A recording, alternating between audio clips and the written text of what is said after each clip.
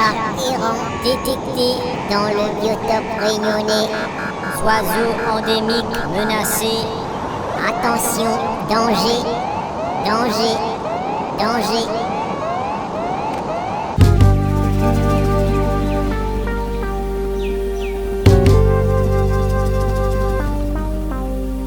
Nan moun abandonne zot sa ou zot tient. Dans la nature, oui, l'orgue donne sous-main. Moi, midi, ça n'est pas une affaire pour faire. Pas si crée, trop de problèmes au thé. Si ou y a un bout de bandes animaux, occupe pas les comme il faut. Laisse pas les battre carré partout. Va voguer, divaguer, en dehors de chez vous. Animaux, garde à l'idée ou barreau. Il faut prendre conscience que lui peut faire de nuisance. Un certain aquasien n'est pas fait pour traîner dans le sous-main. Pour qu'il parle comme il faut, pas l'hypocrite et bons animaux.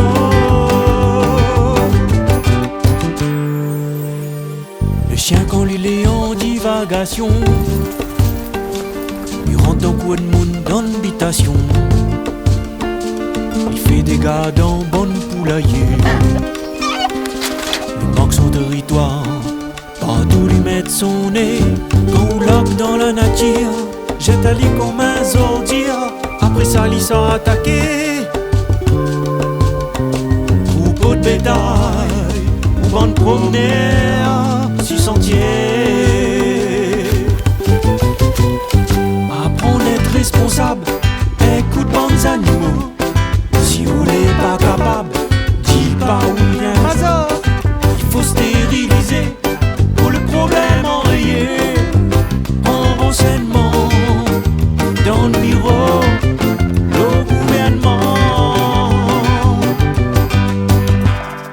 À cause de tout ça, l'alérance, à cause de la maltraitance. Faut pas de nous quoi un risque sanitaire, avec maladie, la rage ou d'autres affaires. La Réunion. Pour lutter contre, faut la stérilisation. Stérilisation.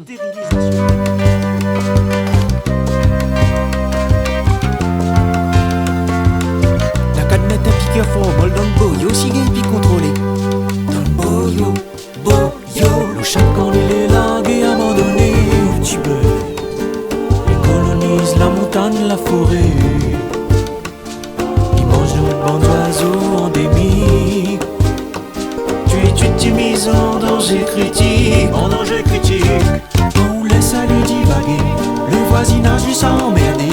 Lui rentre dans le main, but pour voir s'il a le goût. Et dans la cour, lui fait son besoin partout. Attention, la toxoplasmose, ramasse ou bande animaux. Garde à l'idée ou le barreau. Il faut prendre conscience que lui peut faire de nuisance. Certains aquasiens n'est pas fait pour traiter dans le sous-main. Pour qu'il parle comme il faut, fais pas l'hypocrite avec bons animaux. Tiens ou chien, on laisse qu'on s'en promener. Quand on portail, fais attention, Bangal il saute. Non! Un chien il est toujours gentil avec son propriétaire. Mais devant un monde étranger, on connaît pas comment il peut réagir. Alors tiens ou chien on laisse et laisse pas l'y sortir. Ramasse ou bandes animaux, garde à l'idée ou le barreau. Il faut prendre conscience que lui peut faire de nuisance. Un certain aquasien n'est pas fait pour traîner dans le sous-main. Pour qu'il parle comme il faut, fais pas l'hypocrite avec bandes animaux.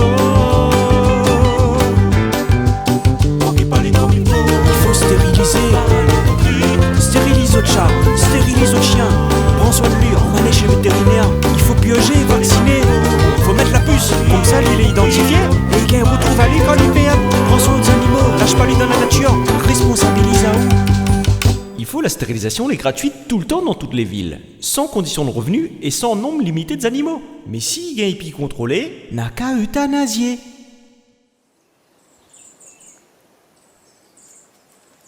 Moi dans la forêt et on tombe sur un chien errant qui suit à moi depuis tout à l'heure. Voilà, il veut faire camarade avec moi. Et il suit à moi. Il y en a tellement.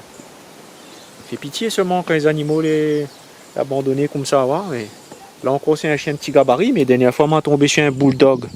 Et le bulldog a failli attaquer moi. Hein. On a eu peur. Hein. Il dit, oh, voilà, hein. Il peut être dangereux. Hein. Donc voilà, l'inconscience et l'irresponsabilité des gens, ça y mène à nous. Il ne faut pas abandonner les animaux dans la nature comme ça.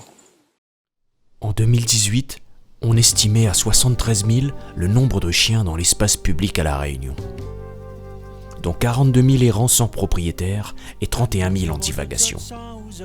En moyenne, 7 250 chiens et 2 250 chats sont euthanasiés chaque année sur l'île. Soyez responsables. N'abandonnez pas vos animaux dans la nature. Rapprochez-vous des organismes compétents pour les faire stériliser. Si vous y a de bons animaux, occupez-les comme il faut.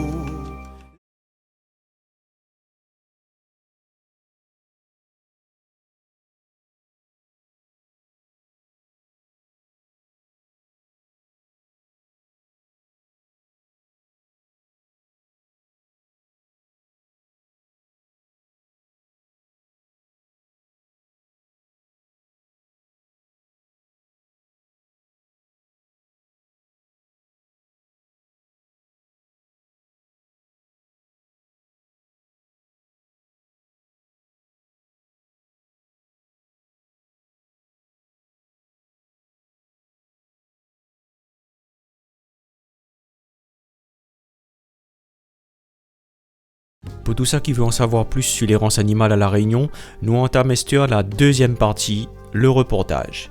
M'en a interviewé plusieurs personnes, des particuliers comme des professionnels. M'en a laissé chacun exprimer à lui comme lui avait envie. Donc chacun sera responsable uniquement de ses propos à lui et n'a pas à tenir la responsabilité des propos des autres, puisque chacun aura peut-être un avis différent. Dans un souci de respect justement des propos de chacun, m'en a souhaité garder l'intégralité de ce que m'en a filmé de chaque interview. Donc le reportage sera un petit peu long, pour ça que n'aura pas le temps de regarder, m'y connais pas moi, chercher une autre occupation, voilà. Mais comment traiter d'un sujet aussi complexe que l'errance animale à La Réunion en quelques minutes? Tu comprends bien que ce n'est pas possible. Voilà, mais j'espère quand même que ce reportage va apporter à vous pas mal d'informations sur le sujet. Alors Midiazot, bon visionnage. Pour commencer, m'y reçoit tout d'abord à mon micro Jean-Paul Bègue. L'éleveur bovin que l'est devenu, m'y dirait connu par la force des choses, parce que lui l'a eu avec un autre éleveur qui s'appelle Linda Lorette, eh bien le courage de dénoncer la leucose bovine à La Réunion. C'est par lui que la population l'a découvert, ce scandale. Quand Lulaos dénonce le problème et dénonce le système capitaliste, Lula a été à ce moment-là méprisé par la quasi-totalité de sa profession à La Réunion, que la préfet a tout analysé le dos pour défendre ses intérêts personnels plutôt que l'intérêt public. Pour défendre la santé des Réunionnais, Jean-Paul Bègue l'a tout perdu, sauf sa dignité, son intégrité et son honnêteté. Jean-Paul Bègue, bonjour. Bonjour. Là, beaucoup entendu parler de vous quand arrive la fête de la leucose bovine, parce que vous avez été un des éleveurs, vous êtes éleveur laitier, voilà, et vous avez été un des éleveurs qui a eu le courage de dénoncer ça. Et merci encore beaucoup pour ça. Hein. Aujourd'hui, nous n'est pas là pour causer de la leucose bovine, nous va parler d'un autre sujet que l'errance animale, mais je voudrais savoir si vous avez déjà subi des dégâts sur votre exploitation par rapport au chat ou le chien errant. Non, le chat même, non, mais le chien, en plusieurs fois, que nous l'a subi que dans notre élevage. Nous avions un élevage cabri d'une quinzaine de chèvres. Et un matin que nous avons réveillé, qu'il avait 11 chèvres crevées dedans. Donc, il veut dire que c'était les chiens de partout qui est venu dans le troupeau et l'a tué quelques-unes et les blessé pas mal. Et au bout de 2-3 jours après, les crevé. Même 11 chèvres, c'est quand même beaucoup. Mais alors, le chien, quand lui vient d'un coup, on avait un chien ou plusieurs chiens? Ben non, c'est que le problème chez les chiens là, c'est pas une question de plusieurs, c'est parce que le chien, s'il l'utilisait pour manger, donc il aurait tué une et partir avec. Mais le chien, quand il rentre dans un élevage, Ben, par exemple, à 2 chiens, ben, ils tentent à. C'est un jeu. Voilà, De voilà. tuer les animaux, mettre à terre. C'est un réflexe, en fait. Voilà. Et à l'autre, tant que Néna, s'il n'y a pas personne monde que l'arrivée, ou peut en avoir 50, ils tuent les 50 et ils mettent à terre. Voilà. Donc, mes vidéos, que c'est ça, c'est le gros problème. Voilà, donc que l'affaire. dans là où il a perdu 11 chèvres, mais dans ces 11 là, au final, combien de chèvres l'a été mangé? Aucun. Aucun chèvre était mangé. Je veux bien que. Il était juste égorgé, quoi. Voilà, Zot il déchire, Zot il la fait, ils mettent à terre. Mais manger, même aucune n'a été mangée. Donc c'est pas de chien qui vient pour manger, c'est de chien qui vient pour défouler dedans, pour tuer. Et à où le matin, où lève, où arrive cette exploitation, et là où découvre le désastre, quoi. Ben même déjà arrive à Brent que dans la nuit, tout où on entend les chiens dedans les porte-poules ici en bas que l'affaire, que quand il arrive, ben c'est un massacre à fin de faire partir.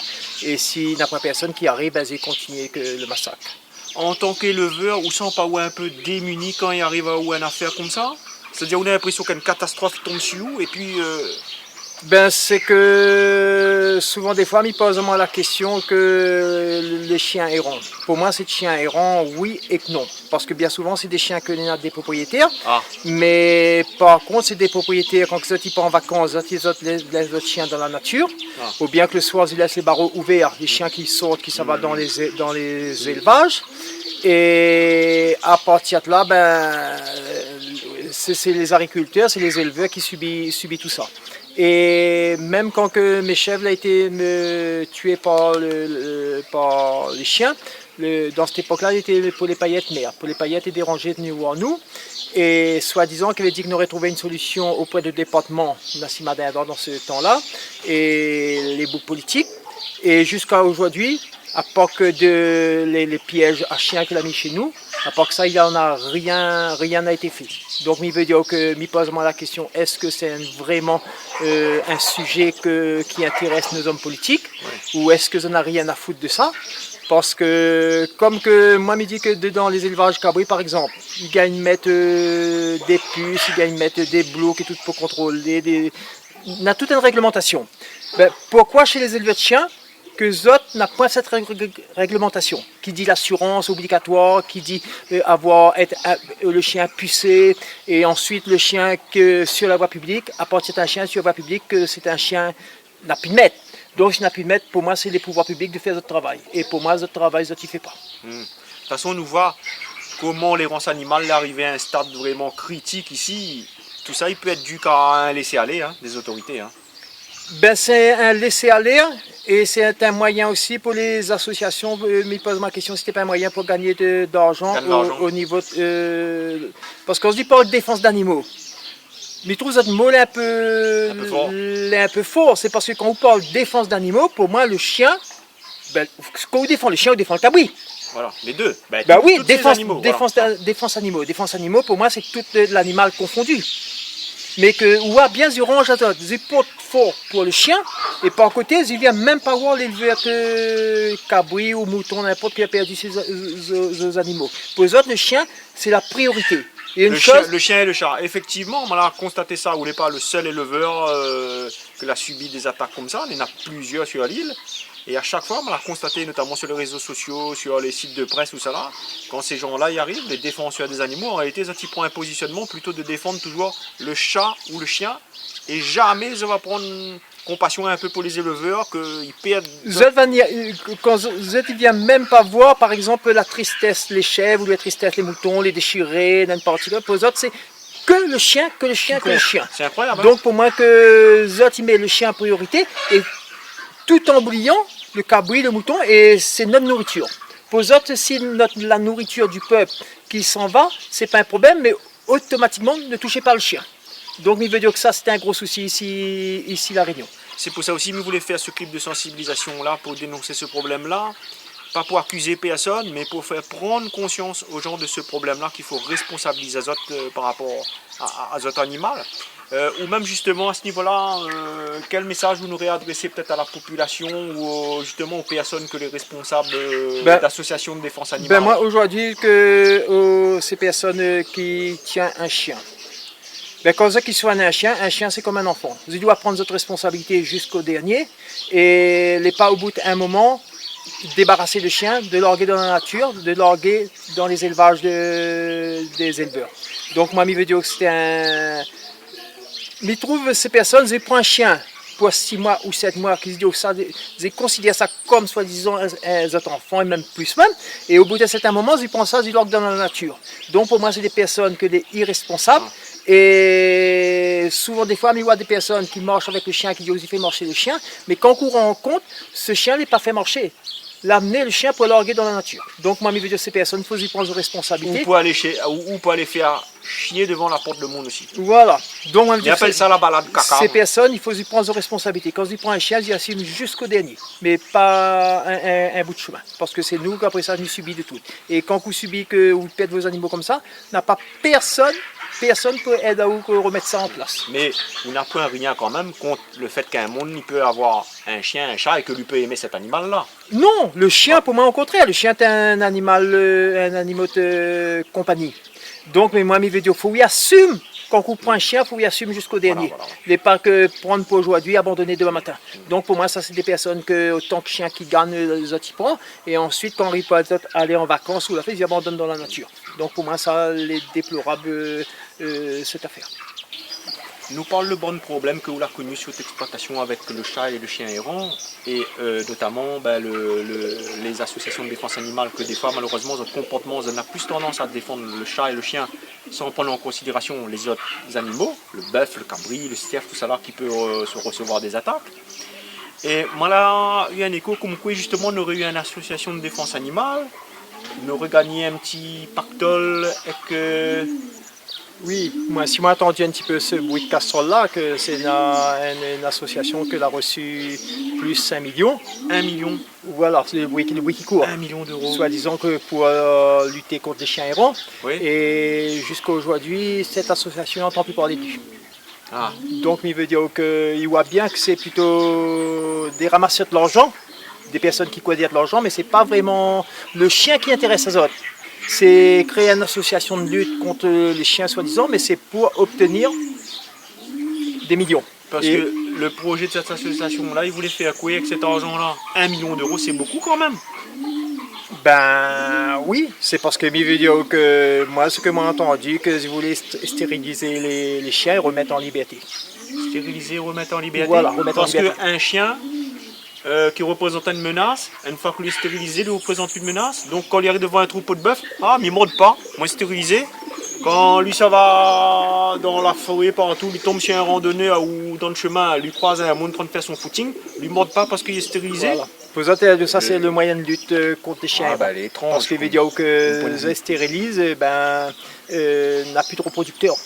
Il fait plus de tir alors. Quand il fait plus de tir, automatiquement, que dans 3 ans ou dans 4 ans, ces chiens-là vont crever. Voilà un petit peu notre but, notre défense pour obtenir des subventions. C'est vraiment bizarre parce que stériliser les animaux pour ensuite aller relâcher dans la nature. N'a pas de travail fait, n'a aucun travail fait. Et moi, je veux dire jusqu'à aujourd'hui, quand vous passez dans les rues, je me demande à moi s'il n'y a pas plus de chiens encore. Plus chien qui rend encore que la vie. Donc pour moi, ça, c'était un affaire qui et s'il est vrai cette histoire-là, donc cette association-là n'aurait eu environ 1 million d'euros, pour quel résultat, quel travail a été fait après? Il n'a plus vu rien, quoi. Résultat zéro. Jusqu'à aujourd'hui, parce que milieu de ce jour-là, on n'a plus entendu parler de cette personne-là. Niveau de quelle association il s'agit, il ne nous dira pas le nom, parce que bon, c'est pas le but de dénoncer un tel ou un tel. Mais il est vrai qu'il n'est pas normal que face à une problématique de l'errance animale comme ça qui touche toute une île, tout un département, une association, il reçoit un petit pactole, il prend des engagements peut-être vis-à-vis de l'État, tout ça là, il fait peut-être des belles promesses, et puis après une fois que l'argent les finira rentrer dans la poche, il n'a plus rien les fait, et encore une fois de plus, la population les laissait pour compte, les éleveurs les laissaient pour compte. Et en plus de ça, c'est l'argent des contribuables que l'on traîne faner dans tous les sens comme ça, partir, et sans résultat de travail. Parce que nous, par exemple, nous étant éleveurs, quand pour toucher des subventions, il faut à tout force qu'il vienne voir si le travail a été fait. Donc, comment ces personnes-là peuvent obtenir des subventions sans aller voir si le travail a été fait, s'il y a un résultat, s'il n'y a pas de résultat et tout. C'est-à-dire, ah oui, contrat là-haut quoi. Voilà. Et là, donne la monnaie et puis après... Ils donnent. À mon avis, c'est plutôt des personnes qui font des autres, c'est attraper de l'argent donné en forme de subvention. Et à partir de là, ils n'entendent plus les autres parler et personne ne bouge plus. L'affaire est classée. Incroyable ça. Il y a des choses qui se passent à La Réunion. Quand on prend le temps d'intéresser à voir ça, on met les pieds dedans, on voit que on découvre l'envers du décor de ce problème animalier là. Les stupéfiants parfois les choses que vous pouvez découvrir. Ben voilà. Voilà.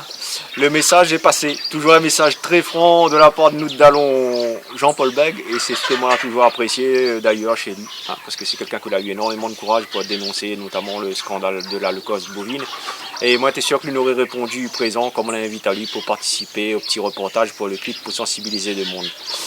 Bravo à vous. Merci encore pour le courage. Et merci d'avoir participé. Merci aussi. D'après les échos que moi l'a reçus concernant cette histoire de 1 million d'euros, il s'avère qu'apparemment cette association n'était même pas véritablement une association puisqu'elle n'était pas sous un statut déclaratif d'association au moment où l'argent n'aurait été viré et donc la personne n'aurait reçu cette somme de 1 million d'euros sur son compte en banque personnel. Et depuis, bien entendu, cette personne-là l'a disparu complètement des radars. Donc, nous les en droit de poser à nous la question quand même, est-ce que la motivation de certaines de ces personnes qui prétendent être pour la défense animale les réellement animées de bonnes intentions ou bien est-ce que derrière tout ça, ils ne cacheraient pas plutôt une motivation pécuniaire, financière en utilisant le domaine animalier qui est un domaine prisé de la population pour pouvoir se faire de l'argent. Alors bien entendu, quand m'y dit ça, m'y sous-entend certaines personnes, pas tout le monde. M'y doute absolument pas que nous avons des personnes qui évoluent dans le milieu animalier à La Réunion et que nous avons une conscience irréprochable et qui fait leur travail tout à fait sérieusement. Bonjour. Bonjour. Alors, où aiment bien les chats alors? Comme on voit, on m'y présente à notre doudou. Et puis voilà, donc on aime les animaux et donc on a 2 chats et une petite chienne à la maison. Et donc oui, donc l'animal a une place importante à la maison et dans ma vie. Donc m'a décidé de prendre donc soin, la responsabilité. Est-ce que vous sentez responsable de l'animal? Tout à fait. Responsable, il veut dire qu'il prend soin de lui au quotidien, hein, c'est-à-dire que à manger, à faire en sorte que Nana à boire également, dans aller chez le vétérinaire s'il y a des soins à faire, et donc éveiller aussi à ce que lui fait un petit peu de la journée. Hein. Donc voilà, c'est en quelque sorte c'est une prise en charge globale, on va dire, et responsable de l'animal pour que voilà, il est là et que nous devons prendre soin de lui, quoi. Concernant l'euthanasie, alors, voilà. Qu'est-ce que vous pensez de l'euthanasie? Ou est pour, ou est contre? C'est quoi votre avis? Mon avis, moi, elle est contre. Dans le sens où c'est un être vivant, donc il est compliqué pour moi le rapport à la décision de mettre fin à la vie d'un animal est compliqué pour moi. Mais après, m'y entend aussi derrière l'euthanasie, pour moi c'est le dernier recours à des possibilités qui n'ont pas pu être mises en œuvre.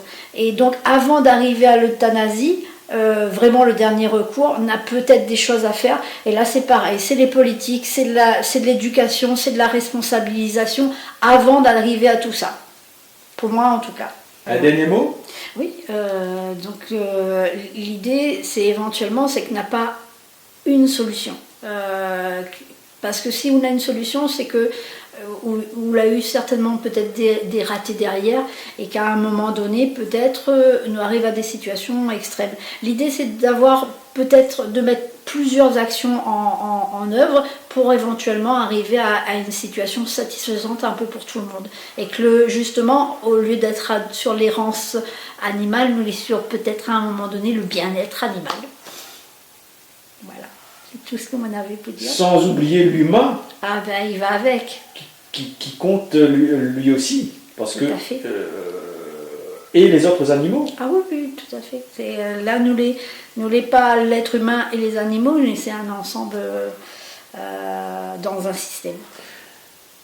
Les bœufs les moutons, les cabris ou les cerfs d'un éleveur, ils existent eux aussi, c'est des animaux eux aussi. Et parfois, on constate que certains défenseurs, entre guillemets, de la cause animale, n'ont plutôt toujours tendance à prendre en défense les chats, bon, et les chiens, on va dire plus les chiens, puisque là on parle des bovins qui sont attaqués, et il ne prend pas en considération les troupeaux de bœufs que les abattus, que les égorgés. Que ça, on pense de ça mais je pense que c'est des conséquences et c'est vrai que les difficiles tant pour l'éleveur que pour de toute façon le défenseur de l'animal, c'est que là nous est dans un conflit à un moment donné et que ces conflits-là peut-être qu'il peut être évité par des actions à mettre en amont pour justement éviter de mettre l'éleveur dans une situation catastrophique et de monter au créneau de manière très extrême, finalement l'un comme l'autre. Donc on a peut-être des actions à mettre en place avant que ça arrive.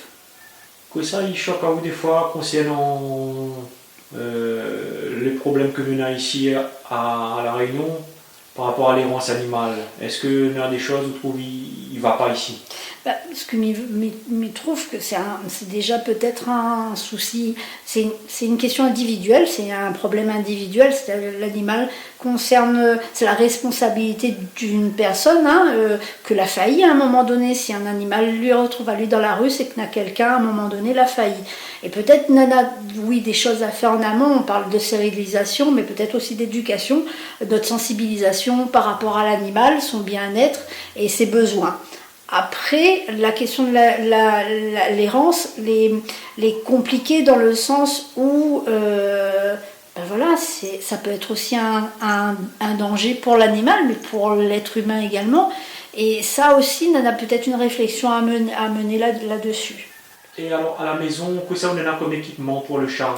Alors, comme équipement, on a l'arbre à chat, pour que lui vienne faire ses griffes et qu'il ne les fait plus non plus sur les canapés, parce qu'au départ, elle était sur les canapés, mais on a bien compris que il faut peut-être une alternative pour qu'il ne lui abîme pas tous les meubles non plus, parce qu'un animal reste un animal, donc à nous de trouver les outils, les bons outils adaptés pour que lui puisse faire ce que l'Inanna peut faire. Après, c'est ses petites gamelles, c'est manger. C'est un chat un peu joueur, donc il aime les lacets, donc mon lacet il y joue avec. Votre animal est stérilisé? Mon animal est stérilisé, vacciné. Ça c'était aussi quelque chose qui était primordial, même si la question après on va en discuter, mais on a peut-être un travail à faire là-dessus, mais c'était aussi quelque chose. Qu'est-ce que ça vous trouve qu'on dit un travail à faire là-dessus, à quel niveau? Au niveau, je pense, des politiques et des politiques et en même temps peut-être chez le vétérinaire, on va dire il y a peut-être à faire sur la communication. Et sur peut-être les tarifs aussi, parce que moi on a la chance de travailler, on a peut-être un petit peu les moyens de payer, mais n'est pas le cas malheureusement de tout le monde, et que ça c'est quelque chose qui peut être une contrainte pour les gens qui vont pas stériliser ou faire emmener l'animal, parce que ça a un coût. Prendre un animal c'est une responsabilité, mais ça a un coût également, il faut l'assumer. Et donc, on a peut-être une communication à faire, notamment sur, mais que c'est par période, par exemple, c'est selon les revenus des gens. Peut-être on a un travail à faire là-dessus, à savoir, peut-être permettre la stérilisation des animaux toute l'année, par exemple, et peut-être ne pas forcément mettre de contraintes sur les revenus des gens, parce que même si certains y travaillent, mettre 80 € dans la stérilisation d'un animal n'est peut-être pas évident pour toutes les familles, surtout s'il y a des enfants, des choses comme ça. Donc peut-être que l'on a une réflexion et des actions à mener là-dessus. Et je pense que ça concerne les politiques. Ouais. Ça veut dire quoi aussi, c'est que le monde, il manque de douceur. Il est trop violent aussi, le monde, de cette d'accord. violence qu'il y a partout. On est d'accord, on en parlait il y a encore quelques minutes. Comment on veut. En fait, mais il comprend parfaitement que les gens ils puissent aimer un animal aussi par rapport à ça, on dirait. Hein, Ah bah oui. par rapport à certains humains qui sont Tout à fait. tellement mauvais Mm. qu'il vaut mieux aimer un animal plutôt que l'humain. Par Oui. moment. Tout à fait, et puis on rentre, voilà, il est là, peut-être qu'on ne communique pas forcément, n'a pas des sujets de conversation trop élaborés, hein pas du tout, mais au moins, voilà, il est là, comprend, c'est un ouais. réconfort, Ouais. voilà, c'est une compagnie, et puis... Quand on n'est pas bien, il ressent, oui.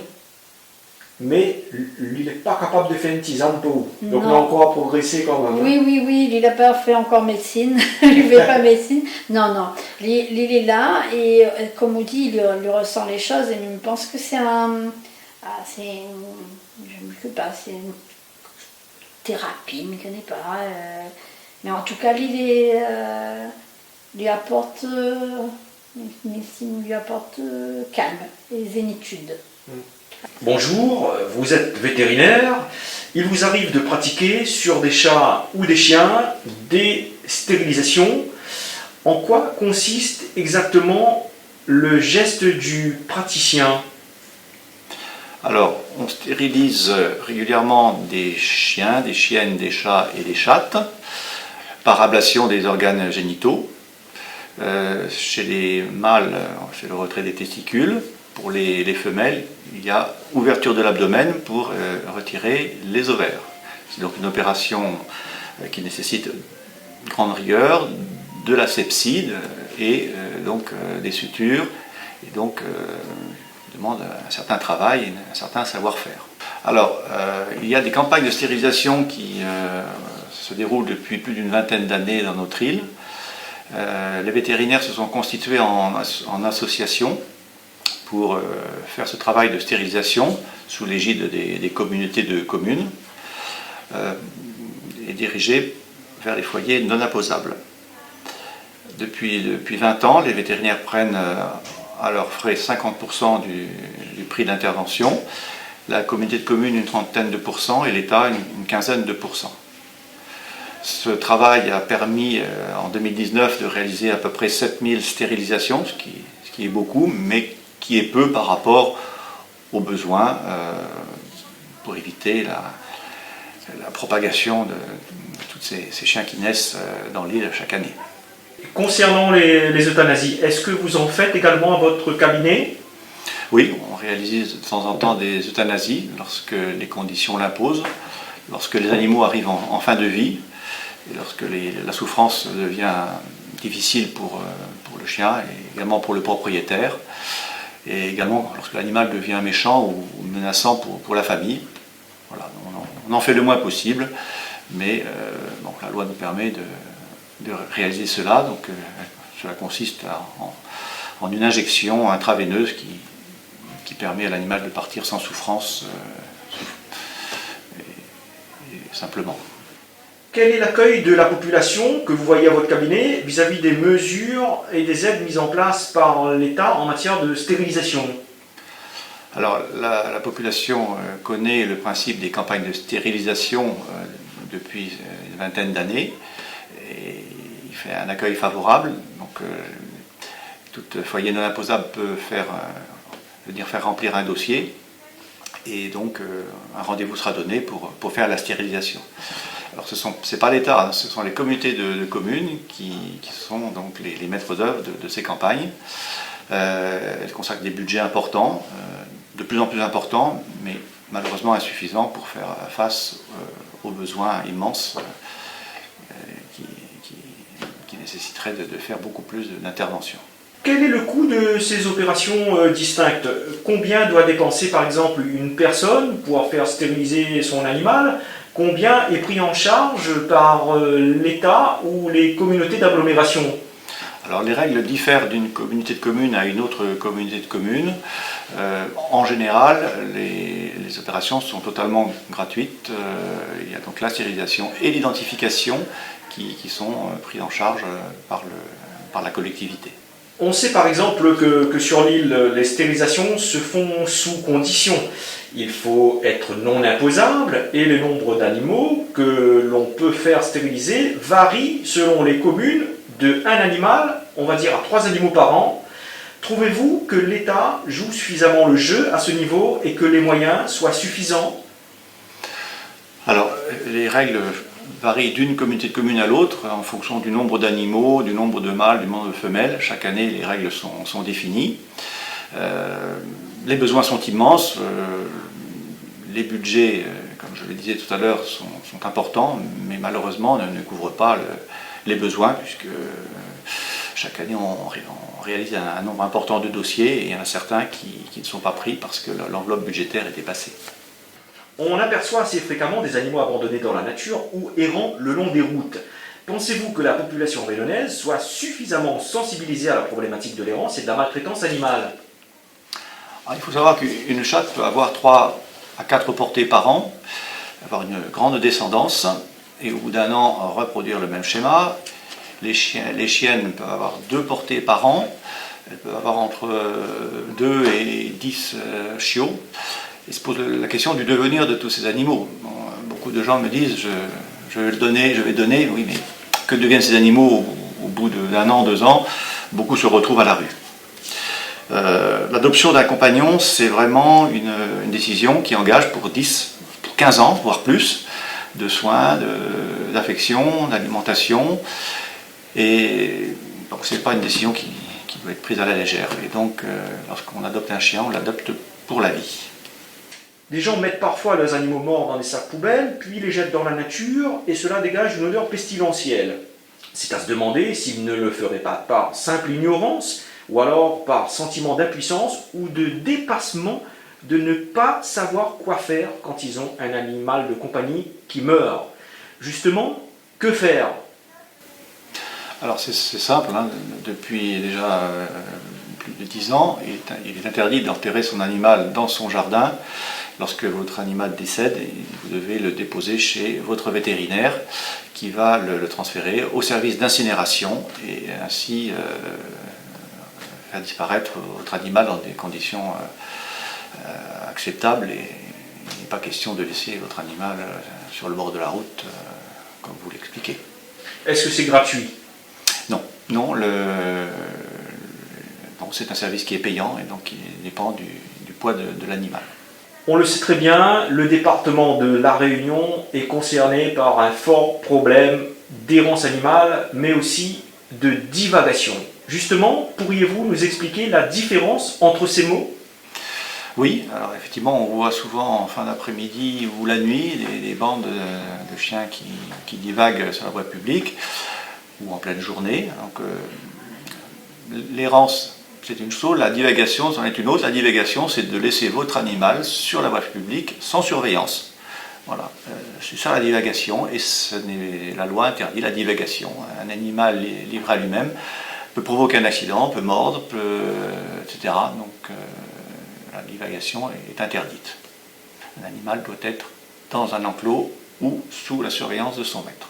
Vous avez parlé de la divagation animale sur la voie publique, mais qu'en est-il de la divagation animale de proximité, celle qui se passe entre un voisin et un autre? Alors, il faut, à mon avis, séparer le comportement des chats de celui des chiens. Il est difficile d'empêcher un chat d'aller faire un tour dans le jardin du voisin, contrairement à son chien. Ce dernier n'a pas à aller dans la cour du voisin. Un chien doit rester dans un espace privé et lorsqu'il est sur l'espace public, sous la surveillance de son maître. Vous dites qu'un chat, on ne peut pas l'empêcher. Un chat peut-il s'éduquer? Difficile. Un chat est un animal territorial qui choisit son territoire dans lequel il se sent en sécurité, se sent à l'aise. Et à moins de mettre un grillage très étanche, vous n'empêcherez pas votre chat d'aller faire un petit tour à côté si cela lui chante.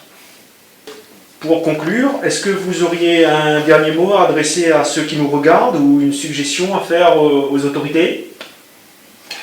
Lorsque l'on a une chienne et qu'on décide de ne pas la stériliser, il faut savoir qu'il peut arriver une gestation et une portée de chiots qu'il va falloir placer, malheureusement. Donc c'est la raison pour laquelle la stérilisation est incontournable.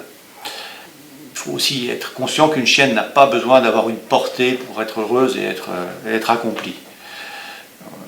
Il faut savoir, lorsque la chienne accouche, que vont devenir tous ces petits, qui va s'en occuper, est-ce que les gens qui vous disent oui le font en connaissance de cause ou le font pour vous faire plaisir tout simplement. Voilà, je pense que tout ce travail de sensibilisation doit être conforté dans les écoles et dans les médias pour accroître la responsabilisation des maîtres par rapport à leur animal de compagnie. Très bien, merci d'avoir répondu à mes questions. Madame, bonjour. Vous pouvez expliquer à nous le problème? Si que moi prends le chat ici, mais les autres sortent prendre le chat. Ils invitent les autres à prendre le chat. Mais seulement le problème, c'est qu'ils ne rodent pas la litière pour faire caca aux autres chats dedans. Il vient faire chez les autres. Moi, comme il fait mon jardin, mais essaye de nettoyer, le chat il vient caca dessus. Garde mon bot l'état qu'il est l'état de mettre dedans et garde à terre. On ne peut pas prendre une affaire d'autre coup, il fait rien que t'as de mettre partout dessus ou il met tout le temps dans la merde du chat les autres. Or, les autres, ils prennent le chat. Et les autres, ils ne font pas caca chez les autres. Moi, mes animaux, ils caca pas chez les autres. Ils caca chez moi. Prends la litière. Quand il invite les autres à prendre le chat là-bas, là, il faut inviter avant, aller chercher la litière avant, pour les autres à prendre les autres chats à caca dedans. Au moins, le chat, il arrête de venir caca sur les légumes des autres, dans la cour des autres. Bonjour, moi c'est Nicolas, donc passionné par la nature et la biodiversité locale et intéressé par la photographie animalière, entre autres choses. Aujourd'hui, je voulais réagir sur la question de l'errance animale, parce qu'à La Réunion, l'errance animale, c'est un très très gros problème. Il pose beaucoup de problèmes, notamment d'un point de vue social, parce que aujourd'hui, parfois, nous peut avoir peur de sortir dans la rue, en fait, de tomber nez à nez avec un chien errant. Il peut aussi poser des problèmes, par exemple, quand dans notre voisinage, il y a des espèces qui divaguent un peu et qui peut retrouver dans notre coin, qui peut chasser, par exemple, les poulets, les canards, etc. etc. Donc, il crée également un problème à ce niveau-là. Et il y a un impact aussi sur la biodiversité, parce que ces espèces-là vont attaquer des espèces que les indigènes, que les parfois même endémiques, c'est-à-dire présentes uniquement à La Réunion, et que si nous perdons, ne pourra plus retrouver ailleurs dans le monde. Donc pour moi, l'intérêt en fait de parler de ce problème-là, de l'errance animale, c'est lié au fait qu'en fait c'est une urgence. C'est une urgence, pourquoi? Parce qu'aujourd'hui, on a énormément, on nous parle de dizaines, voire de centaines de milliers de chiens et chats errants dans la nature. Et ces espèces-là vont toucher des espèces qui, elles, sont présentes en population très restreinte.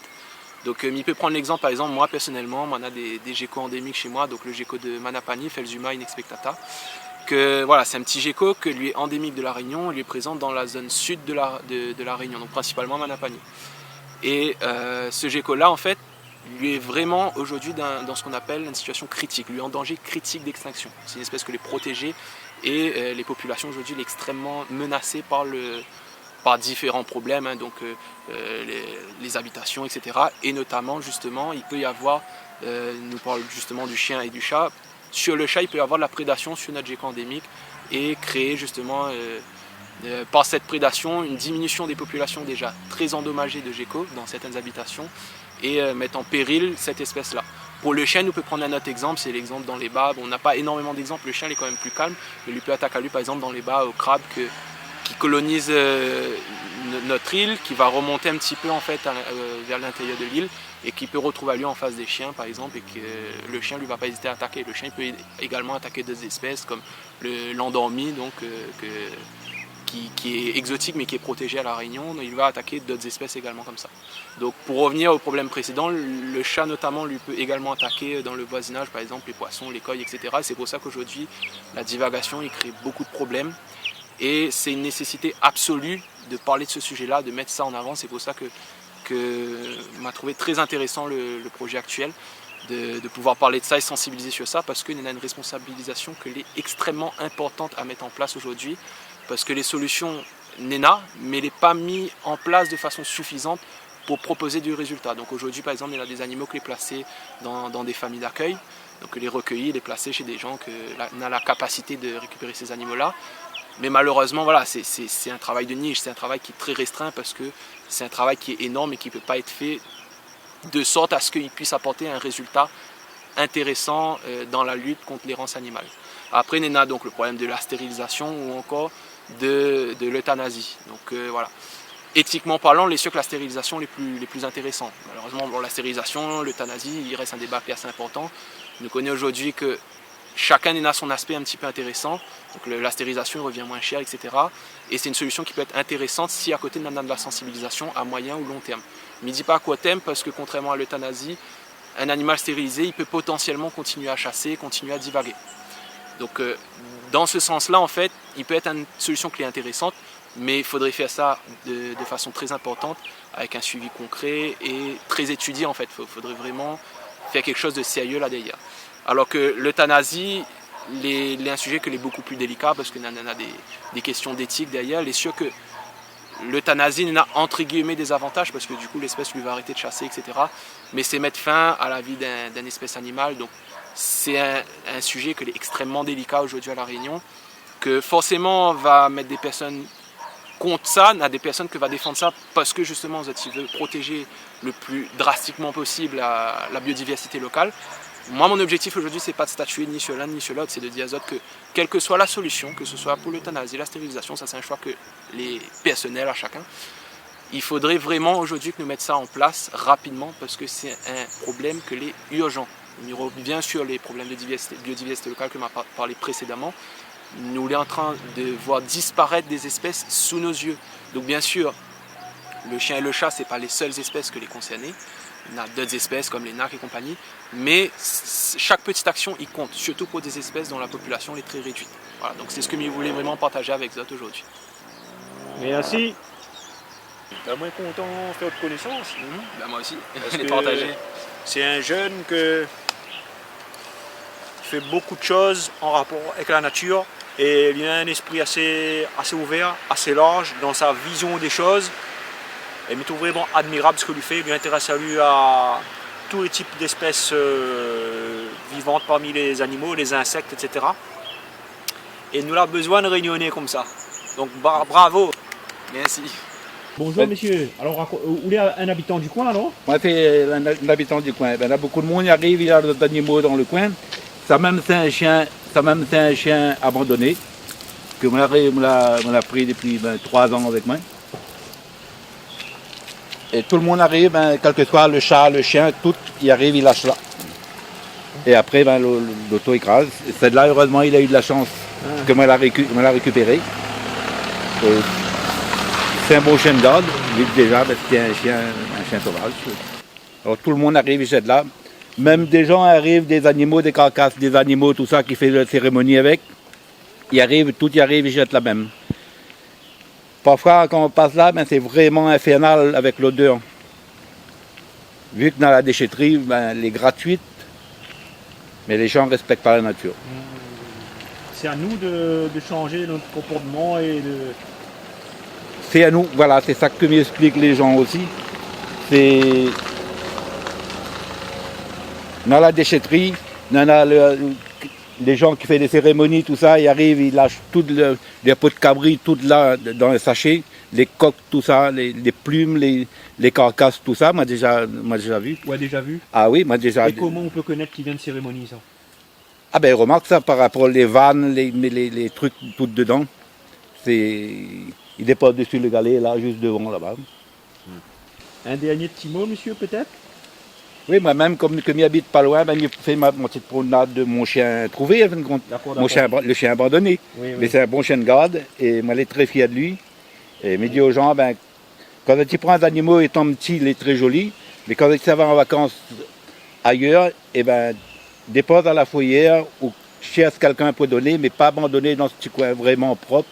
La nature, la terre, là, c'est vraiment un coin idéal pour respirer, mais avec toutes les cochonneries que les gens y mettent, il n'est plus respirable du tout. Il est vrai que le problème principal à La Réunion, on va dire, c'est les déchets, les dépôts sauvages, mais aussi l'errance animale. Ah ben oui, c'est ça, ils lâchent tout, des chats, des chiens, tout ça. Il y a beaucoup de chats, mais ils habitent là en l'herbe et il ne peut pas récolter tout. Un seul chien pour moi est bien assez. Tu vois, il ne peut pas, dans le monde il prend. Mais après, tu ne connais pas non plus, après il refait petit et il est comme ça.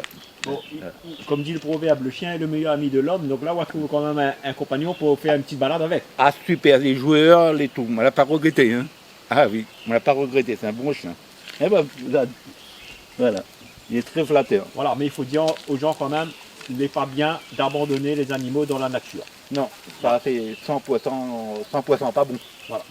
Merci monsieur pour le témoignage. Allez, merci, au revoir.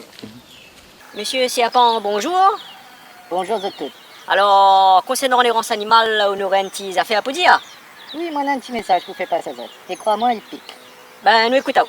Moi, les fonctionnaires, et nous travaillons pour un établissement ici qui est en charge de protection de l'environnement.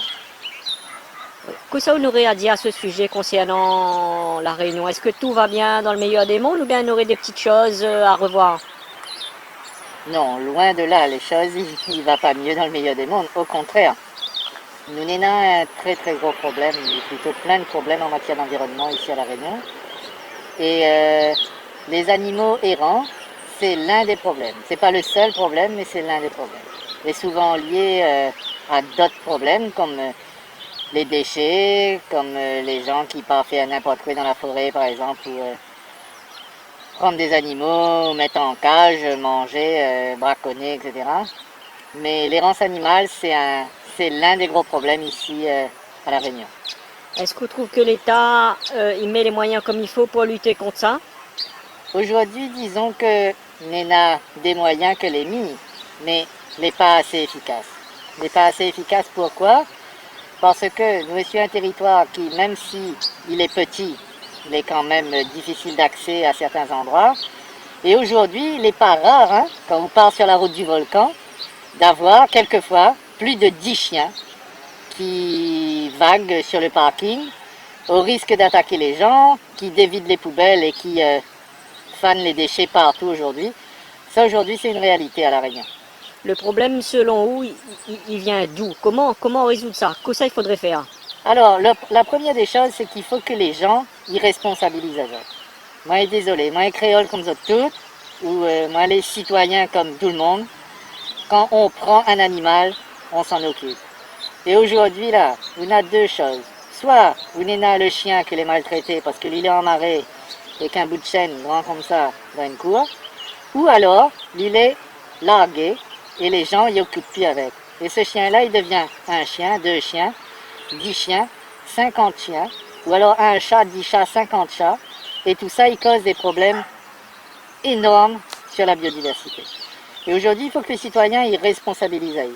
Mais il faut aussi que, face aux citoyens qui ne prennent pas ses responsabilités, et bien que l'État y pallie à ce manque de responsabilité. Et que ça met un vrai plan Marshall en place pour lutter contre l'errance animale à La Réunion. On a différentes choses. On peut mettre en place des campagnes de stérilisation gratuites à l'échelle des communes. C'est déjà le cas, mais ce n'est pas assez. On a de la sensibilisation à faire auprès des gens, par exemple, qui habitent dans certaines communes où on a des animaux errants qui va aller, par exemple, manger les tuituites ou manger les pétrels, comme par exemple à Sillaos ou sur les hauteurs de Saint-Denis ou de la Bretagne. On a tout ça qu'on peut mettre en place. Mais on peut aussi avoir des services de fourrière plus efficaces, on peut avoir des agents plus présents sur le terrain. C'est tout ça qu'il faut faire. Est-ce qu'on trouve qu'il faudrait un peu plus, je dirais, de viabilisation aussi, de sanctions? Bien sûr, la sanction, ce n'est pas la seule solution, mais la sanction, il fait partie de ce panel de solutions. Moi, désolé, mais il y a des gens, tant qu'on ne va pas toucher à votre porte-monnaie ou un peu à votre liberté, eh bien, vous ne va pas comprendre.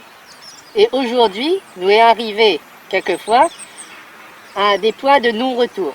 Ce qu'il faut savoir aujourd'hui, c'est que pour protéger certaines espèces animales ou végétales que les critiquement menacées d'extinction ici à La Réunion, eh bien, les pouvoirs publics, nous, notre portefeuille, les amputés de plusieurs millions d'euros tous les ans.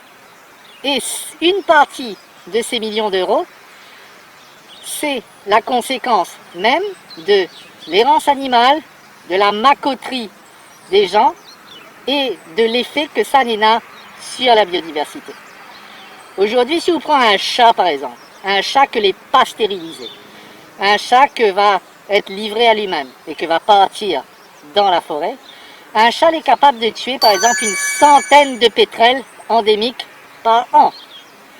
Et aujourd'hui, quand on prend le cas du pétrel noir, le pétrel noir, il fait partie des 16 espèces ou des 20 espèces animales les plus rares au monde. Et c'est l'un des oiseaux marins les plus rares au monde. Aujourd'hui, la population de pétrel noir, elle est extrêmement minime. C'est quoi? C'est une cinquantaine de couples. Et donc, un chat qui débarque dans une colonie de pétrel noir, c'est une catastrophe. On a le chat, mais ensuite on a le rat aussi derrière que les là liés aux décharges sauvages. Le rat, les là, mais il y en a aussi d'autres espèces, comme les chiens, qui eux aussi va avoir des gros dégâts, ne serait-ce que sur le cadre de vie. Et donc aujourd'hui, un chien ou un chat que l'on est en errance dans la nature, il cause de très très gros dégâts pour la biodiversité. Après, m'y comprend, on a des gens qui disent les pauvres animaux, etc., etc. Eh bien oui, le pauvre animaux. Le pauvre animaux, il n'a pas demandé d'être là. Le pauvre animaux, c'est le bonhomme ou la femme que l'on a derrière, que les responsables du fait que lui est en train d'errer dans la nature.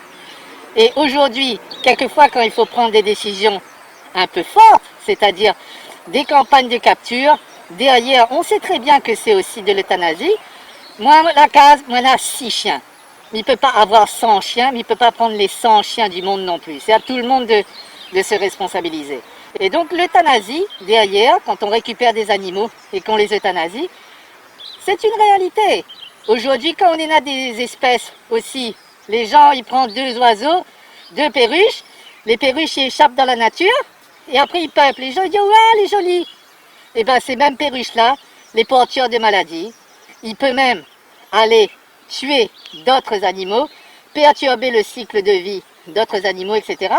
Et aujourd'hui, quelquefois, il faut mettre en place des campagnes où on va les tirer. Est-ce qu'on aurait encore un dernier petit message, un dernier petit mot à passer? Le dernier message à passer, c'est Monsieur, Madame, nous toutes responsabilise Azote. Arrête de prendre un animal parce que les jolis, quand les petits, et ensuite au foyer là-bas. Les gens aujourd'hui, ils prennent un petit chien, quand les filles arrivent gros comme ça, ils n'en veulent plus. Hop, ils partent jettent dans un coin de rue. Quand ils mettent pas dans un sac poubelle en marée pour être sûr qu'ils crèvent derrière, après il fait de l'odeur, etc. partout. Responsabilise Azote. Et puis il y a d'autres mondes aussi que moi m'y voudrais cibler. Aujourd'hui là, l'animal là, il doit pas être un commerce. Moi, je suis désolé, mais quand on a de monde, il y en a 10, 20 chiens qui fait reproduire pour gagner 200 € par animaux, les pas pucés, les pas vaccinés, les pas sevrés, pour ensuite vendre ça sur Internet ou ailleurs pour faire des jouets pour les gens derrière, moi, je suis désolé, mais c'est ça aussi qui participe à l'errance animale. Très bien, merci pour le témoignage, mais j'espère que les gens vont comprendre le message. J'espère aussi. Bonjour, moi c'est Jérémy. Du coup, aujourd'hui, ça parle de pourquoi il y a de chien et comment il voit la situation d'élever un chien et c'est quoi être responsable avec des chiens. Il voulait un peu sensibiliser les gens sur les chiens parce que quand moi m'a pris mes chiens, il y en a 3 mois de ça, du coup j'en avais 5 mois, ils étaient déjà presque adolescents on va dire. Et au début j'avais du mal à comprendre un peu cette réaction, tu emmènes dans cette niche. Moi, on a 2 chiens. Du coup, je m'amène dans une niche, j'étais le soir. Du coup, j'avais du mal à comprendre ça. J'étais arrivé à un stade où, de l'énervement, c'est-à-dire, du coup, je ne comprenais plus mon chien et m'avait limite plus envie de dresser à lui. Ma madame, elle a intervenu. Elle a pris une formation pour moi en ligne, tout simplement. Hein. Là, m'a commencé à comprendre vraiment le chien, c'est quoi, parce que au début, au test, on dit oui, peut-être un chien est comme un enfant, mais au final, pas du tout. Un chien a vraiment son comportement lui, il n'est pas comme nous, il n'a pas les mêmes attentes. Voilà, lui, ce que lui attend, c'est de dépenser, comme ça, il dresse à y un minimum, parce que sinon, il n'est pas attentif. Et après, donner toute l'attention que vous veut, l'amour, voilà, que nous veut donner, soi-disant, à un enfant. C'est notre premier, moi personnellement, c'est mes premiers enfants. Du coup, voilà, tout l'amour que m'a besoin plus être. Et après, quand ça donne chemin avec ou chien, bien sûr, moi là, après, il faut m'y dresser à lui, il faut m'y marcher avec la laisse aussi. Parce que on a forcément des chiens, des chats, déjà pour les voitures qui circulent et pour le monde que les autour d'où, les traits, où qu'on est au chien les dresser, c'est déjà une très bonne chose. Mais après, lui, le monde là, il ne connaît pas ce chien les dresser ou quoi que ce soit, il ne connaît pas l'attitude du chien. Du coup, faut canaliser à lui déjà d'une première façon. Après, comme il dit, les peintés dit non plus de sorte de chien, mais il faut sans la laisse, mais seulement pense un peu aux autres, parce que les autres n'ont pas forcément la même appréhension. Moi, premièrement, ma madame, elle ne devait pas de chien au début parce qu'elle avait mordé à côté de petit. Du coup, c'est pour ça qu'elle a pris aussi le dressage pour moi, pour apprendre à moi à dire que l'éducation, c'est MAI. Voilà. Du coup, nous, on a parti plus là-dessus. Et les chiens, aujourd'hui, ils donnent à nous un retour énorme. Quoi. Et là, de leur côté, ils ont 8 mois. Du coup, je ne m'explique pas dans 1 an, les magnifiques bêtes que ce sera. Quoi. Ce sera les meilleurs amis que nous pouvons avoir. Comme on parle de responsabiliser aussi, c'est quand m'y prend mon chien là, m'y connaît que faut m'y faire attention à lui, faut me faire attention aux autres. Du coup, m'y prend, ça laisse, m'y prend, c'est un plaisir déjà de prendre sa laisse, mettre ça, lui voit sa tête y arrive comme ça, lui-même lui connaît comme ça promène à Lily là, m'y mettre sa tête dans sa laisse et m'y s'abattre carré avec lui. Du coup, voilà, déjà responsabilise à moi, c'est responsabilise mon chien. Et au final, c'est que du plaisir, sortir avec Zot. La laisse là, il n'empêche pas Zot d'être heureux. Vous allez bien dans cette laisse. C'est même un collier étrangleur, ils appellent ça. Du coup, déjà avec ça, il est plus facile pour dresser à Zot déjà de 1. Et regarde la Zot tranquille, tu dors. Hein, Hiver? Hein? Vous les content, regardez. Ça laisse et depuis quoi, on a 1 heure de temps à s'attacher là pour nous faire la réalisation avec Maloyab. Il n'empêche pas d'être super content. Regardez, ils sont dans la rien quoi. Ouais.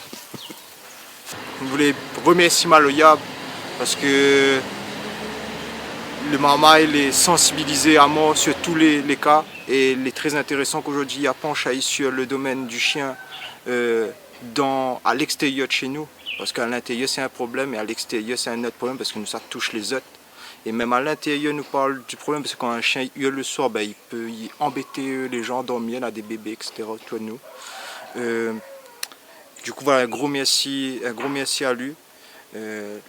Si lui a fait ce clip-là, c'est pour expliquer à eux aussi que lui aime les chiens, mais c'est juste que l'éducation qu'il doit faire ici à La Réunion est très important. Autour de nous, on a beaucoup de chiens qui attaquent du monde, que tapent à nous déjà. Et que les pas occupés, du coup au niveau des sociétés, des mairies, des personnes qui occupent de ça, sensibilisent Azot un peu aussi là-dessus, parce qu'ils concernent Azot, ces autres travaillent aussi également, mais s'il n'y a que des acteurs comme Maloyab, il permet ces gros messages là pour aider à nous les citoyens. Merci beaucoup, c'est moi qui vous remercie. N'y pensez pas, vous portez dire à ça du coup, je suis appris à moi. Madame, bonjour. Alors, là, moi, elle est chez vous. Là, arrivé un problème hier soir. Donc, au poulailler, il a été attaqué par des chiens errants. Je ne peux pas dire si c'est le chien le monde ou le chien errant. Et c'est des chiens qui sortent. Il n'y a pas trop de chiens errants partout là. C'est des chiens qui sortent chez le monde. Chiens en divagation alors? Oui. Des chiens plus en divagation que des chiens errants. Et donc là, au total, on a perdu quoi exactement comme animaux? Moi, j'ai perdu au moins 25, ça convient bien parce que les nanas... 25 quoi? 25 poulets, mais le mieux, moi, je suis derrière là pour moi enterrer. Et le gros coq, ça voilà, il peut tirer la photo de le coq là-bas, ici, un gros coq, il n'était pas un petit coq. Hein. Là, il est triste de constater ce bon dégât-là. Justement, que ça, vous pourrez dire à tout le bon monde qui regarde à nous à l'instant et que peut-être n'a tendance à lâcher les autres chiens des fois. Non, ça je n'aurais pas dit à le monde, chacun devrait son ses animaux chez lui. Non pas d'accord des autres, non pas pour aller détruire les autres. Ou sans quoi, il faudrait qu'un monde ait un fusil, fout tout à terre. Voilà.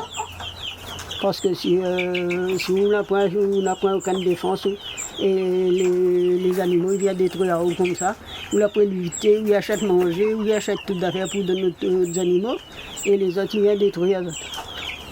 Voilà. Oui, parce que là, quand même, si on a perdu une dizaine de volailles, la personne qui a lâché son chien, elle n'y rend pas le compte de ça. Non, non, tu ne rends pas compte du tout, tu en fous. Madame, désolé pour vous, madame. Ce coq-là, il était avec les autres volailles aussi quand il a eu l'attaque. Ça, il était là où les plumes blancs, là, c'est ces plumes, ça. Donc en fait, là où la mettait part dans le parc, parce que dans le petit parc en l'air, parce que lui était encore vivant. Oui, il était encore vivant. Il était encore D'accord. vivant. Et là, ben, il a crevé entre temps, quoi. Voilà. Voilà les dégâts qu'un chien en divagation, en errance, il peut faire sur des animaux. Ben, en plus, c'est de coq pays et de poule pays. Ben oui, lutte avec pour faire grossir quand les petits, et quand les gros, c'est les animaux des autres qui viennent détruire. Et vous trouvez que la police, la gendarmerie, tout ça là, ils écoutent assez les gens quand il arrive un problème comme ça? Oui, mais il ne connaît pas, moi, pas partir à la gendarmerie parce que les petits qui ne vaut pas la peine, oui, ça va, et va dire, oh, bah oui, voilà, et nanana, et...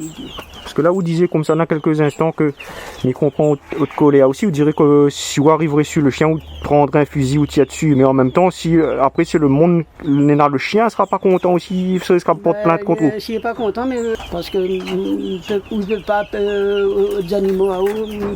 aux animaux, ils achètent manger, ils achètent tout pour donner, et les animaux des autres, ils viennent détruire.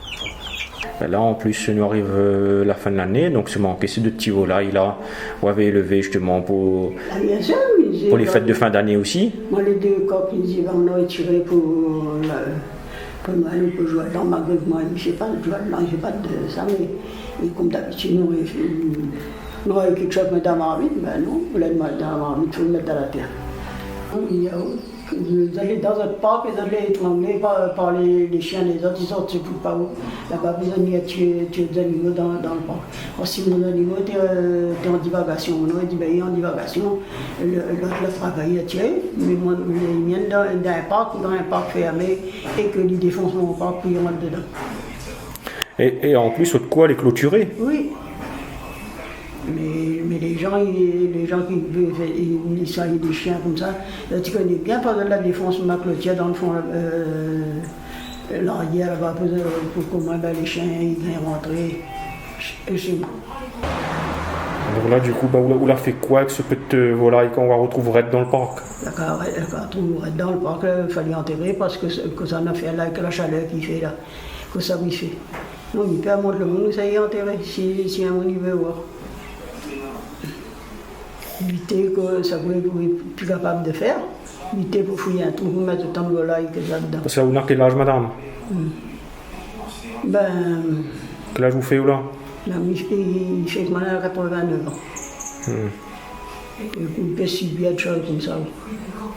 Mais, oui, donc le carnage, vous l'avez vu le lendemain matin, vous l'avez pas vu les chiens, mais est-ce que vous avez une idée, vous pensez qu'ils pourraient être les chiens de quelqu'un que vous connaissez? Non, mais on ne peut pas dire que c'est un chien comme ça, mais bien sûr, il doit être un chien qui sort, je ne sais où, il doit être un chien qui sort partout d'arrondissement, parce qu'il n'y a pas que de monde, notre chien, et ils ont au moins 25 chiens, ben, quand les gars ils donnent manger, le chien est obligé de détruire le monde. Et après, ben, le soir, il lâche le chien pour partir prendre l'air, ben, il s'apprend l'air chez le voisin et il détruit le voisin. Certaines personnes pensent donc qu'il y a une mauvaise habitude de lâcher le chien le soir, les autres chiens pour aller prendre l'air. Ben, bien sûr.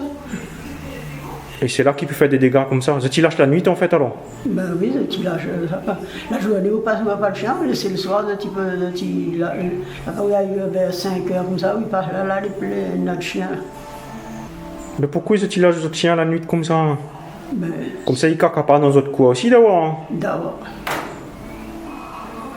Mais le problème, c'est que pour éviter que les autres animaux chient dans votre coin, ils lâchent et après ça fait des dégâts chez le monde, c'est ça, c'est pas normal.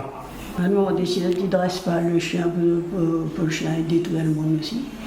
Moi, le chien, il peut autant d'animaux que il peut tuer. Ben non, mais le chien ne tue pas réflexe. C'est un réflexe, il est comme ça, quand il voit un tas de poules, un tas de volailles, il saute dedans. Quand il saute sur le mouton ou le cabri aussi, il est pareil. Hein. Le chien, c'est un animal, il a un réflexe, tout simplement. Même s'il ne mangera pas, mais il va tuer tant qu'il aura. Non, lui tue, là, il a tué tant que la bête. Perce le trou dans un parc pour y aller dans l'autre, perce le trou dans l'autre parc pour y aller dans l'autre, des chiens métalliques pour y aller dans l'autre parc pour les tuer. Ça me fait mal, bien sûr, parce que il ne connaît pas comment il fait ça comme il est là, mais longtemps le monde avait son chien, était lâche, mais le chien était lâche, mais il n'allait pas détruire le monde. Et c'est comme là, c'est ça, ça détruit le monde. Ben parce qu'on a plus de monde y habite un côté de l'autre et il y en a plus de chiens aussi. Et des fois, les gens, les devenu un phénomène de mode, il y en a des gros chiens de race aussi. Oui, ils sont moi, pas de transport, un peu rien. Il faut comme ça va mettre ça à pied.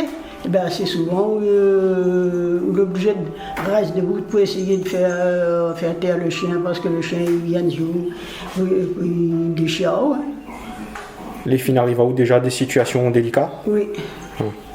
Mais ça, à ce moment-là, c'est des chiens qui sont en train de battre carré, sans but dans le chemin, ou bien c'est des chiens qui sortent de la cour des gens et qui viennent... Ils sortent de la cour des gens, ils sortent là-bas, dans sa cour là-bas, ils font sur et ils viennent rouler dans la rue, ils viennent... Donc là, c'est un problème de divagation et de manque de surveillance. Oui. Pas de portail, ou alors le portail est ouvert, le chien il sort. Le portail est ouvert, tout le monde a d'autres portails, mais seulement il est ouvert, le portail, et les autres ils font dessus, comme ça. Voilà, parce que c'est ça aussi pareil, hein. Les portails ouverts, c'est une mauvaise habitude que les gens n'en ont, que les de chiens. Ils laissent les portails ouverts, ils ne portent pas attention, et les autres chiens ils sortent et ils attaquent le monde dans le chemin. Vous l'avez déjà été concerné par le problème plusieurs fois, voilà. Plusieurs fois, moi, fini, il y a des fois où l'obligé de rester debout, comme dit bien, essayer de ça pour défendre avec le chien. Et les arrive à où de tomber sur les propriétaires et d'expliquer la situation aussi après? Ça, jamais arrivé. Non, ça ne pas que ça parce que tu dis mon chien il ne mord pas personne. Oui. Mon chien n'est pas méchant. Tu dis toujours que votre chien est gentil en fait. Oui, votre chien. Ah ou même si on a un saisissement ou l'obligé de boire au marin, elle n'est pas grave, il compte pas. Ça coûte 10, il compte pas. Non, ça ne compte pas. Ben non, mon chien n'est pas méchant du tout au contraire, il est doux comme un agneau. Et ça plusieurs qui disent ça, le chien n'est pas méchant. Le chien n'est pas méchant jusqu'au jour où il attaque un monde dans le chemin et c'est risque de mordre. Ah. Et là après, les premiers étonnés sera eux même, ça va dire ben, qu'est-ce qui est arrivé, je ne sais pas ce qui s'est passé. Premier surpris sera eux même. C'est pour ça ce problème-là, il fait ce vidéo-là justement pour sensibiliser le monde par rapport à ce problème-là, pour dire aux gens arrête de lâcher les animaux comme ça pour aller battre carré partout. Mais arrête aussi de soigner un paquet de chiens, tu n'es pas capable de soigner. Tu es capable de soigner, ne soigne pas de 25 pour nous être embêtés avec. Peut-être aussi des fois le monde qui soigne le chien, comme après il lâche, ils ne gagnent pas éduquer le chien parce que même il manque un peu d'éducation, non? Ben, d'après vous. Parce qu'on aurait l'éducation, là, oui, ça va soigner un paquet de chiens pour ça. Là, vous voudrez voir, moi, aller soigner le chien, mais pour moi, même ça, mais soigner un petit animal enfermé, mais pas un chien, là, dans ma cour pour y aller attaquer le monde, pour y aller faire dégager le monde. Donc, comme là, il faut c'est rien que le chien, chaque les maîtres de le monde, mais le monde, c'est rien du tout pour d'autres personnes. Le monde il compte plus comme là nous on a l'impression dans cette société-là, c'est le chien, le chat il passe avant. Hein. Oui, les animaux, ça il passe avant les êtres humains. Bon, à la rigueur, un monde n'est clochard dans le chemin, personne ne va faire un cas avec lui, personne ne va aider. Ah ben non, personne ne va y être pas ça. Mais... Par contre, s'il y a un chien ou un chat en difficulté... tout de suite il y a oui, en difficulté. Parce que si un monde est sur la route, là, par exemple une route, un peu une grande route là, et tout de suite il dit l'auto il crase parce qu'il ne devait pas être sur cette route là. Et seulement si c'est un chien ou un chat, tout de suite il entend Freedom, il dit le chien est tel chien dans telle place, tel chien fait attention, tout ça là. Mais si c'est un monde, il ne dit pas faire attention parce que le monde est bon pour le taux de chien. On dirait nous vivre dans un monde à l'envers comme là. Hein? Plus que à l'envers. Nous sommes prêts à détruire la personne, quelle que soit la personne, il faut qu'il détruise, il faut ni détruire lui, il faut détruire. Madame Robert, bonjour. Bonjour. Vous êtes élue errance animale à la CASUD. Oui, effectivement. Donc depuis cette année, donc je suis élue à la CASUD en tant que 13e vice-présidente. Oui. Et donc mes fonctions en tant qu'élue à la CASUD, c'est d'accompagner et de travailler avec l'équipe concernant tout ce qui dit environnement, la gestion des déchets, l'économie circulaire et effectivement l'errance animale.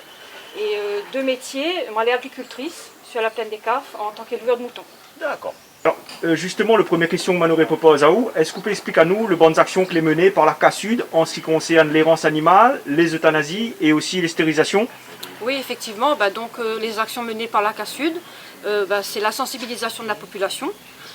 Ensuite, on a la capture et le ramassage des animaux sur la voie publique, et fait par la fourrière. Et donc aussi, il y a une campagne, aussi une forte campagne aussi qui se fait tous les ans sur la stérilisation et l'identification des animaux. Et aussi, la fourrière, c'est une obligation aussi au niveau des collectivités agriculteurs pour minalité. Et la CASUD a souhaité quand même mettre en place un refuge pour le bien-être animal de ces animaux collectés par le ramassage. C'est quoi le budget les apporté chaque année en ce qui concerne son bonnes actions et combien de personnes y travaillent au total là-dessus? Donc au niveau de la stérilisation, le budget qui a été alloué pour 2020 c'est 170 000 euros. Et pour 2018 et 2019, la collectivité a investi à elle-même 300 000 euros dans cette action-là, pour l'ensemble de la population et sur son territoire. Et il y en a 2 personnes qui travaillent à temps plein sur ces actions-là tout le long de l'année. Combien de chats et chiens au total a été stérilisés, euthanasiés par an par le biais du dispositif sur le territoire de la CASUD? Donc en 2018-2019, il y a eu 2300 animaux qui ont été stérilisés et identifiés sur la CASUD. Et en 2020, il y a à peu près 1000 dossiers qui ont été enregistrés en demande. D'accord. Un moun que nous avons des animaux de compagnie, par exemple un chat ou un chien. Ces animaux, ils crèvent. Est-ce que vous pouvez dire à nous, c'est quoi les bonnes procédures il faut suivre, ou ça, il peut ramener les animaux? Est-ce qu'il y a un moun, il peut par exemple enterrer ses animaux dans son cours? Oui, si quelqu'un a un animal qui est décédé, un animal de compagnie, donc il y a plusieurs possibilités de faire les choses correctement aussi pour que cet animal de compagnie nous veut quand même qu'il ait une fin digne. Donc il ne faut pas faire les choses n'importe comment et n'importe où, faire n'importe quoi. Donc effectivement, il y a un processus qui peut être fait. Donc les personnes peuvent ramener le cadavre de l'animal, que ce soit chez un vétérinaire, moyennant une prestation payante. Il y a possibilité également aussi de déposer par les soins de la personne à la fourrière. C'est reçu gratuitement. Et puis il y a cette possibilité aussi, si les gens en ont une cour, c'est vraiment une cour, on peut enterrer cet animal chez eux. Il faut enterrer avec une disposition quand même assez correcte. Il faut mettre l'animal au moins à 1,20 m de profondeur et à 35 mètres des habitations à côté. Par contre, si l'animal fait plus de 40 kg, l'administré doit prendre contact avec le GDS, le groupement de défense de la Réunion, pour récupérer la dépouille, moyennant une prestation payante. Est-ce qu'à la CASUD, il y a des points que vous souhaitez améliorer pour les prochaines années ou par exemple développer des nouvelles actions? Nous, au niveau de la CASUD, nous voudrions continuer sur notre travail de sensibilisation, responsabilisation des gens, du grand public, en passant aussi par les écoles. Le jeune public, c'est important pour l'avenir. Au niveau de la réhabilitation des nouveaux locaux de la fourrière et du refuge, dans le souci de recevoir ces animaux dans des locaux appropriés, neufs et surtout pour leur bien-être. Donc au niveau de la CASUD, on y travaille sur la réhabilitation de nouveaux locaux. Et ça serait, les débuts des travaux, c'est prévu pour le mois de décembre, mi-décembre à peu près. L'investissement, il y a pour 2 millions d'euros, 2,2 millions d'euros d'investissement. L'État nous accompagne sur cette action. Et je dirais pour le mot de la fin que si malgré toutes ces actions sont menées au niveau de la collectivité, au niveau de la CASUD, pour pallier à ce gros problème d'errance animale sur le territoire, nous ne souhaiterions pas arriver à la verbalisation, bien sûr. Nous demandons, nous sensibilisons les gens sur leur responsabilisation en premier, avant d'arriver à la verbalisation. Dernière question, Manore propose à vous. Est-ce que vous aurez un message à passer à tout ça qui regarde à nous en ce moment au travers de ce reportage? Oui, le message que nous souhaiterions faire passer, c'est que l'errance animale, c'est un problème qui concerne nous toutes. Nous devons être responsables de notre animal, chat et chien. Si nous aimons à lui, nous ne devons pas laisser à lui sur la voie publique. Lui est en danger, lui met des gens en danger et lui met économiquement aussi des gens en difficulté. Donc nous devons être responsables et nous devons aimer notre animal et protéger à lui à travers ce que nous fait tous les jours. Madame Robert, merci à vous d'avoir répondu à mon bonne question. C'est moi qui remercie à vous d'être venu voir à nous. Et merci bien de votre passage au niveau de la cassure. Merci beaucoup. Alors, comme Madame Robert disait il y a quelques instants, on aura une nouvelle foyer et aussi la réhabilitation du refuge sur le tampon pour les années à venir. La première pierre a été posée donc ce mardi 15 décembre 2020. Pour ma part, il peut que saluer les efforts que a été engagés par la CASUD et m'espère justement que cet exemple-là puisse pourquoi pas inspirer également les autres intercommunalités et pourquoi pas aussi toutes les villes, toutes les communes de la Réunion. Donc là, un appel également aux différents maires de toutes nos communes pour inciter les autres à faire de même et bien pourquoi pas à construire dans chaque commune une foyer et un refuge adapté pour pouvoir recevoir ces animaux.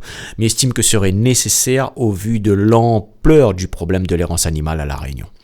Benoît Lequette, bonjour. Bonjour. Ou les responsables du service études et patrimoine au Parc national de La Réunion. Oui. Alors justement, dernièrement, on nous l'a vu dans la presse locale, il y a eu un article, les sorties qui a fait un petit peu la polémique, me dirait, par rapport à une opération de régulation de population du chat errant sur un site du pétrel noir de Boisbon.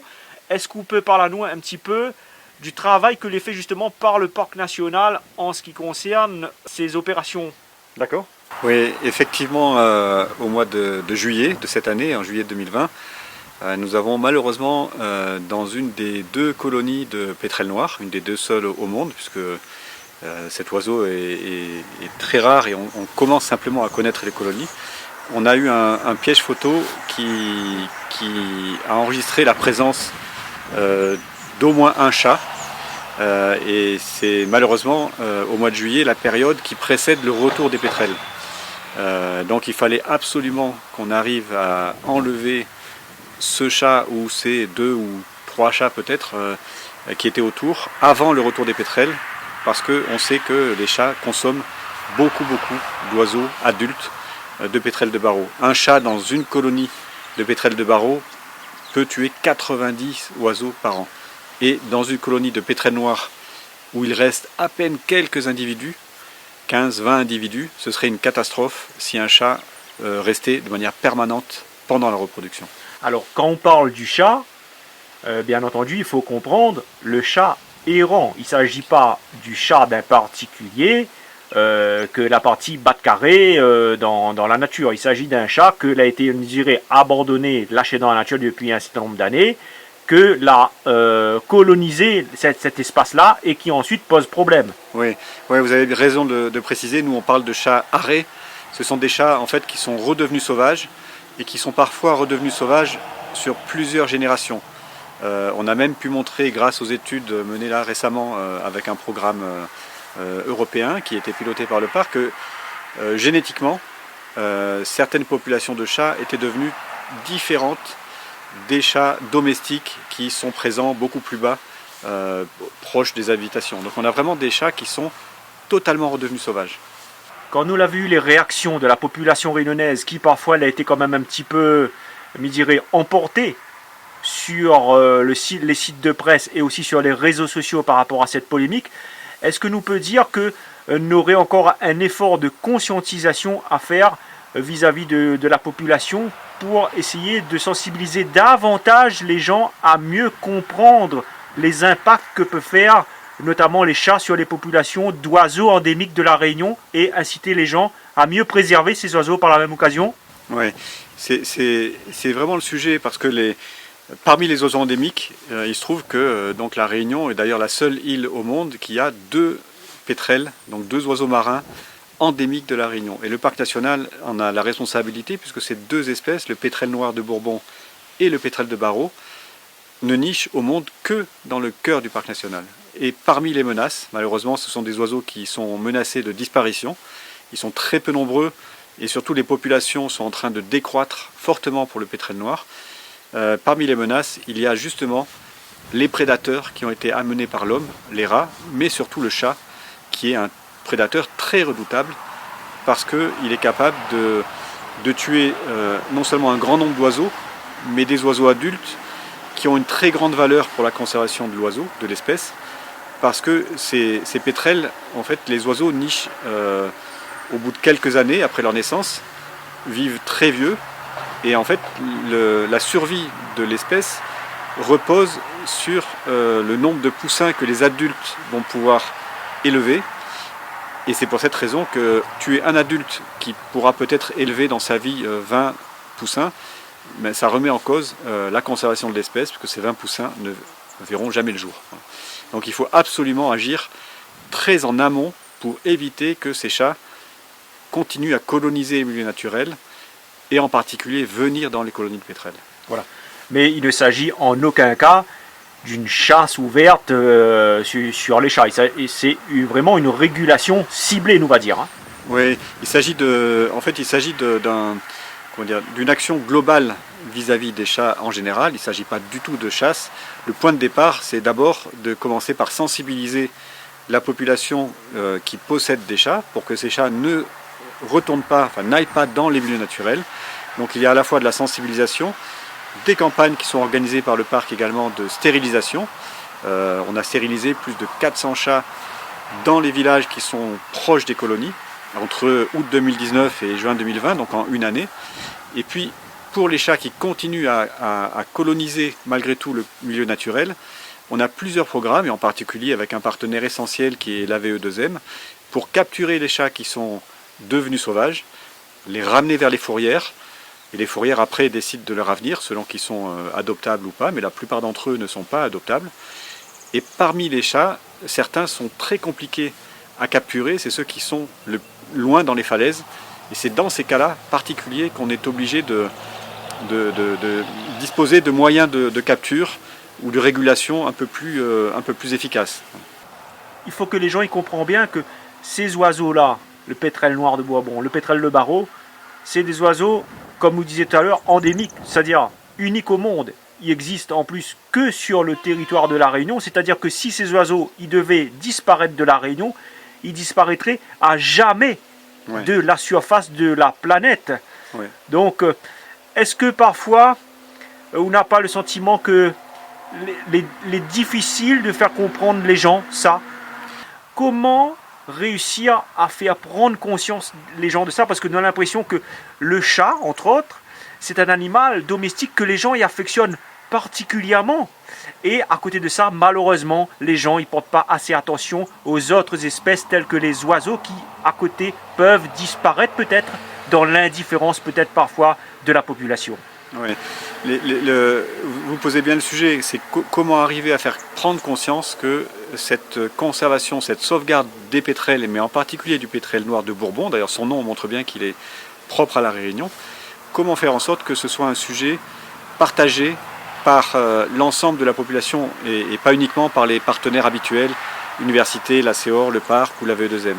La difficulté, c'est de montrer que c'est collectivement que nous pourrons réussir à sauver cette espèce. Bien sûr, le parc en a la responsabilité parce qu'il niche en cœur de parc national, mais on voit bien que les menaces, que ce soit les chats, les rats, la pollution lumineuse, sont des menaces qui doivent être traitées globalement à l'échelle de l'ensemble du territoire de l'île, de la Réunion, et pas uniquement par le parc national sur son territoire. Voilà, donc monsieur Lequel, nous l'est bien d'accord, il ne s'agit pas d'un abattage massif de chats dans les forêts de la Réunion et sur les contreforts de la montagneux de la Réunion. Il s'agit en une opération régulée d'un petit nombre de chats qui posent problème. Il faut bien faire comprendre aux gens qu'en fait, ces opérations sont nécessaires afin de maintenir existant ces espèces endémiques dont nous parlait dans quelques instants, des oiseaux endémiques de la Réunion. Oui, c'est ça. En fait, il faut ramener un peu les chiffres à leur juste valeur. C'est-à-dire que là, je parlais tout à l'heure de quelques individus, donc quelques chats là, qui ont été capturés. En fait, on en a 2 qui ont été capturés là, au cours des 2 derniers mois, qui étaient dans la colonie. Mais en moyenne, si on cumule le travail de l'AVE2M et celui du parc et de ses partenaires, on arrive à moins de 100 chats capturés du coup près des colonies ou dans les colonies, 100 chats par an. On est plutôt entre 60 et 80 individus. Mais donc ce nombre est très faible si on compare avec l'ensemble des chats errants qui sont ramenés à la fourrière chaque année, puisque là il s'agit de plusieurs milliers de chats qui sont ramenés chaque année vers les fourrières. Donc finalement, un des sujets pour le chat, c'est grâce aux opérations de stérilisation, grâce à la participation de la population qui limite finalement le nombre de chats qui vont partir vers les milieux naturels, on va sauver les oiseaux indigènes, endémiques, qui sont justement dans les milieux, dans les falaises, dans les montagnes de la Réunion. Et c'est en stoppant à la source les chats, pour éviter qu'ils aillent vers les milieux naturels, que l'on pourra résoudre ce problème. Un dernier message à la population peut-être? Oui, ce qu'il faut comprendre, c'est que tous les efforts que l'on fait pour sauver ces pétrels là où ils nichent, donc dans les falaises, on aurait beaucoup moins d'efforts à faire si finalement par une participation collective de la population, on laissait partir moins de chats vers les falaises, vers les milieux naturels, justement en les gardant dans les domiciles, en stérilisant les chats pour qu'ils aient moins de petits. Et l'idée c'est bien ça, c'est de stopper ces chats qui vont devenir des problèmes pour les oiseaux indigènes de la Réunion. En tout cas, merci beaucoup d'avoir répondu à mes questions, mais j'espère que les éléments qu'on a apportés vont aider la population à mieux comprendre ce problème. J'espère beaucoup. Merci. Donc là, on est justement en face de grands bassins, même s'il y a quelques nuages, mais il faut comprendre que dans les falaises qui se trouvent juste, que l'on voit apparaître entre les nuages, ce sont dans ces falaises que se trouvent les dernières colonies au monde de pétrels noirs, ce qui montre à la fois la difficulté pour les protéger, mais aussi la capacité des chats à coloniser absolument toute l'île de la Réunion, y compris les falaises, et ils peuvent monter jusqu'en haut du Piton des Neiges. Ça ne pose aucun problème pour ces chats sauvages de venir donc là où les derniers refuges des pétrels se trouvent. Donc là on voit c'est un des posters qui a été fait pour sensibiliser la population par le parc et ses partenaires grâce au financement LIFE qu'on avait obtenu, donc avec la CEOR, l'université et l'ONCFS. Et là on voit bien la différence de sites de reproduction des deux pétrels. Le pétrel noir ici à droite est plutôt plus bas dans les falaises. Il niche sur des petits contreforts où il arrive à creuser son terrier et il revient sur l'île en général à peu près au mois d'août et les jeunes s'envolent en février ou mars. Et ici par contre on voit l'habitat du pétrel de Barreau qui niche beaucoup plus haut, toujours dans des falaises, mais beaucoup plus proche des sommets du Grand Bénard ou du Piton des Neiges, et lui aussi niche dans des terriers. Et donc on comprend bien que les oiseaux qui se posent par terre sont très sensibles à la présence des chats. Pour un chat, la nuit, c'est vraiment facile de capturer ces oiseaux qui sont vraiment maladroits lorsqu'ils sont posés au sol, et du coup c'est très facile pour un chat de les capturer. Voilà l'intégralité des images que l'on a filmées auprès de personnes ou d'organismes que l'on a bien voulu participer pour une interview. Et Midiazot, merci. Mais sans parodier ça qui a été dit, on avait préparé un écrit de 12 pages pour Midiazot, mais ce sera beaucoup trop long, on n'aura pas le temps. On a préféré laisser plutôt la parole aux autres. On va juste peut-être ajouter 2-3 petits points.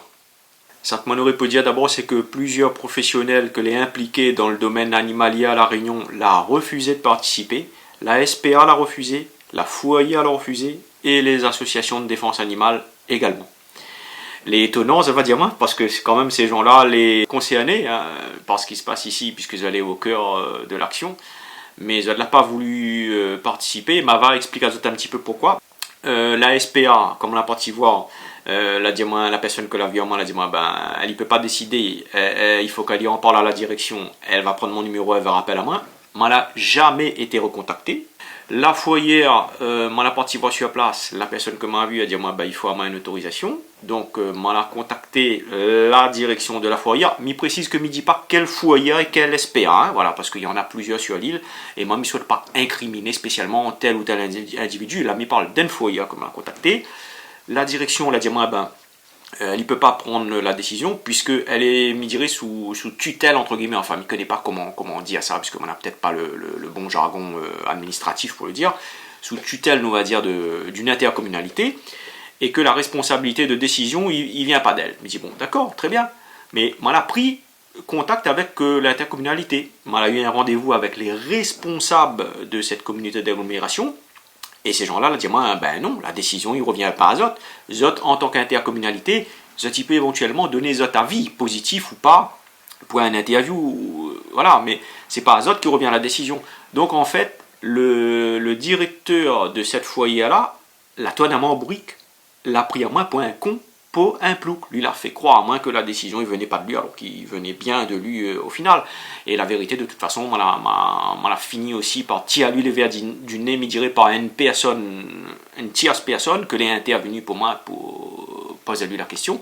Et cette personne-là l'a bien confirmé à moi que le directeur de la foyer ne souhaite pas qu'on filme ses agents en intervention. Point. Voilà quelle a été la réponse finale. Mais ça, monsieur, vous ne pouvez pas dire à moi dès le départ, donc vous l'avez été hypocrite avec moi, vous l'avez été menteur, vous l'avez menti à moi, ou à tournement bourrique, voilà. Et ça, je ne trouve pas ça sympa. Question. Pourquoi d'après les autres, la foyer et la SPA, ils ne voulaient pas être filmés? Est-ce que par hasard, ça, ils ne voudraient pas faire comprendre à nous que Zéna a peut-être des choses à cacher? Et que ça, tu veux pas que la population y connaît? L'envers des décor peut-être pas trop glorieux, que ça, tu veux pas que les gens y voient? Et que ça, tu savais que moi, peut-être, comme il s'est fait ce reportage-là, moi, n'aurais vu ça. Moi, n'aurais découvert ça. Et moi, n'aurais montré aux gens. Donc, nous peut comprendre pourquoi t'es pas trop chaud, que m'y vient filmer. Théoriquement, si ça n'avait une irréprochabilité exemplaire, au contraire, ça n'aurait dit, viens filmer. Mais ça n'a pas été du tout le cas. Moi, l'a senti que moi, t'es pas du tout le bienvenu. Les associations de défense animale, alors, eux ont eu des réactions négatives dans l'ensemble, ils ne souhaitaient pas participer, parce que, en fait, moi, les pour l'euthanasie, et ça, la dérange à Zot. Alors, certaines personnes, là, juste contente à Zot de dire moi non, et m'y respectent, mais par contre, ça que moi, l'a pas apprécié, c'est que d'autres personnes, la attaque à moi sur les réseaux sociaux, la insulte à moi, la méprise à moi, certaines personnes même la fait à moi, me dirait des menaces, et ça, je ne trouve pas ça correct du tout, parce que maman l'avait invité à Zot gentiment, mais il voulait partir d'un état d'esprit constructif, positif, faire un projet participatif. Et bien ces gens-là, non seulement au lieu d'accepter la main que m'avait tendue vers Zot, ben ils la crachent sur moi, ils la lynchent à moi publiquement, et c'est là que je me rends moins compte que les groupes de défense animalier sur les réseaux sociaux à La Réunion, en fait, les infiltrés par pas mal de métropolitains. Des personnes donc de métropole que pour certaines, peut-être même la plupart, n'a jamais mis les pieds à La Réunion. Il ne connaît rien au biotope réunionnais, il ne connaît pas les enjeux de préservation des espèces en danger critique d'extinction que nous n'avons à protéger ici. Et ces gens-là, la PMI Azote, d'insultes à moi, mais trouvent ces comportements emportés, excessifs et hostiles, vraiment dommages. Voilà. Hein. Je ne dis pas ça méchamment, mais peut-être nos amis métropolitains devraient-ils s'occuper davantage de leurs oignons et de ce qui se passe chez eux dans l'Hexagone. Ce n'est pas mieux, hein. Tous les ans, il y a des milliers d'animaux qui sont abandonnés le long des autoroutes quand arrivent les vacances. Dans les abattoirs en métropole, il y a également de la maltraitance. On pourrait parler également aussi du foie gras qui est consommé pour les fêtes de fin d'année. Mais quand on regarde les conditions dans lesquelles ces animaux sont gavés, on peut dire que c'est au-delà de tout respect et de toute éthique animale. On n'oublie pas non plus les entreprises basées en métropole qui fabriquent de la fourrure animale, chose qui n'est plus tolérable dans un pays dit civilisé de nos jours, puisque nous avons aujourd'hui des fourrures synthétiques. Pour ajouter un dernier exemple, sachant que la liste pourrait être encore bien plus longue, on pourrait citer aussi la chasse à la cour. Cette pratique qui date des âges farouches et qui consiste à traquer un animal jusqu'à l'épuisement.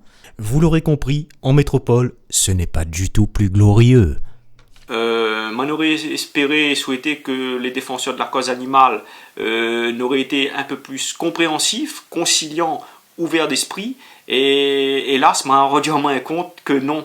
Maintenant, il veut bien penser que tout le monde n'est pas comme ça, mais il s'avère que moi, comme on a publié une vidéo pour Invite Azote, et moi, on a dû poster au moins 50 fois une annonce sur ma page. Il ne peut pas dire moi que le monde ne l'a pas vu. Mais voilà, soyons clairs, Banal n'a pas voulu participer. Parce que simplement, quand on prononce le mot euthanasie, ça fait un blocage total, et là, on a l'impression qu'ils rentrent dans une espèce d'hystérie collective où ils sautent au plafond direct et là ils maltraitent à tous les noms, ils attribuent à des propos que vous l'avez jamais tenus et ils disent des choses de où que les faux. C'est de la diffamation en fait. Moi, quand on dit comment Maloya prône l'euthanasie, c'est totalement faux. On n'a jamais prôné l'euthanasie. Quand les gens ils disent comme ça que Maloya veut exterminer tous les chats et les chiens de la Réunion, c'est entièrement faux. Moi, les pour l'euthanasie, les vrais, mais ils ne prônent pas l'euthanasie. Alors, ces autres disent, oh, c'est pareil. Ben non. Est-ce que tu connais la définition du verbe prôner? Quelqu'un qui prône quelque chose, c'est forcément quelqu'un qui est pour. Mais quelqu'un qui est pour quelque chose n'est pas forcément quelqu'un qui le prône. Nuance. Réfléchis ça bien. Et c'est mon cas. On est pour l'euthanasie, mais ils ne prônent pas. Pourquoi? Parce que quand on prône quelque chose, c'est que on est absolument pour ça. Que pour ça. Ou pense qu'à ça, ou défend que cette idée-là. Ou n'a pas d'autre argumentation que ça. Mais ce n'est pas du tout mon cas, puisque moi, il reste favorable si d'autres alternatives à l'euthanasie, justement, il peut être trouvé en parallèle de stérilisation pour pouvoir sauver ces animaux de l'euthanasie. Voilà. Donc, allez pas dire n'importe quoi sur mon dos en disant qu'ils prennent l'euthanasie, c'est totalement faux. Si nous pouvions, par exemple, récupérer tous ces animaux et replacer tous ces animaux auprès de familles d'accueil ou envoyer azote. Parce que nous connaissons le problème à La Réunion, c'est qu'il manque de familles d'accueil. Envoyer azote dans ce cas vers la métropole, puisqu'il y a des grosses associations en métropole, il y a des fondations et tout en métropole. Et là, les gens de la métropole, peut-être ça serait utile. Mais si tu passes votre temps uniquement à crier, à gueuler sur Internet, à insulter les gens à tout va, sans même connaître qui il est la personne en face de l'autre, c'est de l'insulte gratuite en fait. N'est pas un état d'esprit constructif. Moi, les pour l'euthanasie animale, et c'est mon droit de le dire. Bon. D'ailleurs, l'euthanasie animale, c'est un fait que les pratiquer couramment en France. Les tout à fait légal. Il me rappelle à Azote que rien que pour le territoire de la France métropolitaine, il y a 50 000 chiens et chats les euthanasiés tous les ans. Pour la Réunion, c'est environ 9 500 par an. Donc, les pas comparables. Hein, voilà. Donc, moi, comme j'entends certaines personnes depuis la métropole, ils insultent à nous les Réunionnais en voulant faire passer à nous parce que nous les pas pour des massacreurs de chats et de chiens. C'est totalement faux. On en euthanasie beaucoup plus chez vous. 50 000. Alors, d'où m'y tient ces chiffres? Tout simplement du rapport qui a été établi par la DAF. Voilà, on a le dossier sous les yeux. Et c'est signé du préfet de la Réunion ici. Donc je pense que ces gens-là, ils savent ce qu'ils font. On n'a aucune gaieté de cœur de dire que moi les poids l'euthanasie animale. Hein. Mais c'est mon droit de le dire. C'est mon droit de dire que moi les poids l'euthanasie animale. Ça sert à rien de devenir agressif à cause de ça, d'insulter les gens, de menacer. Si Zot il devient agressif, violent, insultant, il fait des choses qu'il ne faut pas, c'est Zot n'aura tort. Et c'est Zot au final que sera répréhensible vis-à-vis de la loi. D'ailleurs, il précise que des fois, moi, il dépose une plainte contre certaines personnes qui ferment des menaces, etc. Et l'affaire est suivie par le procureur de la République après. Cette vidéo-là, d'ailleurs, sera envoyée aux autorités, donc le préfet va probablement voir. Donc, inutile de dire à Zot que s'il y a des gens qui font des menaces, Zot sera retrouvé. Hein. Sur Internet, d'ailleurs, nul n'est anonyme. Même quand vous les cachez derrière un faux profil ou une image bidon, je sais pas. Les autorités te retrouveront sans problème si tu fais des menaces aux autres. Donc, m'y appelle tout le monde vraiment à se calmer. Voilà. L'île de la Réunion, le problème de l'errance animale est grave, puisque aujourd'hui, nous peut dire une insécurité publique. Les gens, ils sont plus totalement en sécurité, que ça va sur les sentiers, dans les rues. Des enfants, ils font attaque à dans les chemins. Les randonneurs, les joggers, ils peuvent être attaqués aussi parfois. Gravement d'ailleurs, ces gens-là, ils peuvent garder des séquelles parfois. Les éleveurs, ils ont bien embêtés aussi avec ça, parce que les cheptels bovins, caprins, etc., les être attaqués de nombreuses fois et ils ont des pertes assez conséquentes. Quand un éleveur il perd 50 têtes de bétail, c'est pas rien, tout ça il représente un chiffre d'affaires de perdus. Or, on a constaté que ces gens-là, les défenseurs de la cause animale, ils prennent souvent la défense que du chat ou que du chien, ils n'ont de la considération que pour ça, mais aucune empathie, aucune compassion pour les victimes des chats ou des chiens. Nous devons tenir compte de l'ensemble. À moi, en tant que défenseur de la nature, mais essaye de tenir compte de l'ensemble. On n'a absolument rien contre l'existence des chats ou des chiens. Ces animaux-là n'ont parfaitement le droit d'exister. On n'a rien non plus contre les gens qui aiment ces animaux-là. C'est autres droits d'avoir un animal de compagnie. Moi, ce que je veux, c'est appeler les gens à la responsabilisation et aussi faire comprendre à Zot que face aux enjeux de préservation du biotope réunionnais, il est devenu malheureusement nécessaire de réguler les espèces en surnombre. Et dans un souci aussi de sécurité de la population, il faut que nous régule la surpopulation de chiens errants, parce que ce n'est plus possible et la situation est grave. Alors, ces gens-là, ils disent comme ça, oui, mais les pauvres chiens, elle n'a pas demandé à être tuée, elle n'a pas demandé à être euthanasiée. D'accord, c'est vrai, mais comprends, cet animal-là, ben, c'est pas de sa faute s'il se retrouve à lui dans la nature, il a été abandonné par quelqu'un, mais on est tout à fait d'accord que la faute revient au propriétaire qu'il a eu un comportement irresponsable en abandonnant son animal dans la nature. Mais le problème, c'est que quand on dit ça, on apporte quelle solution là? On apporte quelle réponse à la situation? Rien. Ça ne fait pas avancer les choses. Nous, les face à une problématique grave et urgente à La Réunion, face à laquelle il faut trouver des solutions immédiatement. Alors, vous allez dire, moi, oui, mais la solution, c'est la stérilisation. Et c'est là que moi, mon avis, il est différent. Moi, on a une approche différente et m'y estime que la stérilisation, c'est effectivement une bonne chose. Moi, on est totalement pour la stérilisation. D'ailleurs, vous l'avez vu dans la chanson, voilà, surtout parler de la stérilisation et aussi de la responsabilisation. On a fait une petite allusion, on dirait brièvement à l'euthanasie, mais on n'a pas insisté du tout sur l'euthanasie. Parce qu'encore une fois, ils ne prônent pas l'euthanasie. Moi, on est pour la stérilisation. Nous, on est entièrement d'accord là-dessus. Donc, sur cette partie-là, moi, on est totalement d'accord avec les défenseurs de la cause animale. Mais là où mon avis il diffère, c'est que moi, il reste quand même persuadé que l'euthanasie est nécessaire au vu du moins du problème que nous avons à La Réunion. Là, il parle bien du caractère spécifique de La Réunion, qui est une petite île avec un très grand nombre d'animaux errants, aussi bien qui causent des problèmes sanitaires et de sécurité publique et aussi des impacts sur le biotope. Nous ne pouvons pas comparer la situation de La Réunion, les amis, à ce qui se passe en métropole, en Thaïlande ou ailleurs. Ces autres pays ne sont pas La Réunion. La Réunion a sa particularité au vu de son insularité. Et ça, il faut nous tenir compte de ça. Arrête de comparer avec ce qui se passe ailleurs. Donc moi, m'estime en tout cas que l'euthanasie reste nécessaire. Pourquoi? Parce que moi, je fais un petit graphique là pour aider les gens à comprendre. Parce que dans certaines personnes, en fait, quand on explique à eux autres, ils ne comprennent pas. Hein. Et il dit ça un petit peu en plaisantant, mais certaines personnes, il faut faire un dessin. Bon, voilà. Voilà un petit schéma que moi l'a fait. Non, mais s'il peut y avoir des autres à comprendre, voilà. Ça, moi, il ne dérange pas moins de faire. Voilà. Efficacité des mesures. Les stérilisations ici, les euthanasies ici. Comme ça, tu peux rendre à votre compte, est-ce que les stérilisations sont efficaces sur le court terme? Non. Est-ce que les stérilisations sont efficaces sur le moyen terme? Non. Là, tu vois bien ici, les stérilisations sont efficaces que sur le long terme. Tandis que les euthanasies sont efficaces sur le court terme, sur le moyen et sur le long. Mais estime donc que serait nécessaire de maintenir en parallèle les stérilisations, les euthanasies pendant une période transitoire, ne serait-ce de quelques années, le temps que justement les stérilisations y fait l'effet. Pourquoi? Parce que nous avons trop d'animaux errants à La Réunion. Et soyons clairs, soyons francs les amis, tu connais très bien les représentants des associations de défense animale. Zati réussira jamais à replacer tous ces chats et ces chiens dans des familles d'accueil. N'a point assez de familles d'accueil à La Réunion.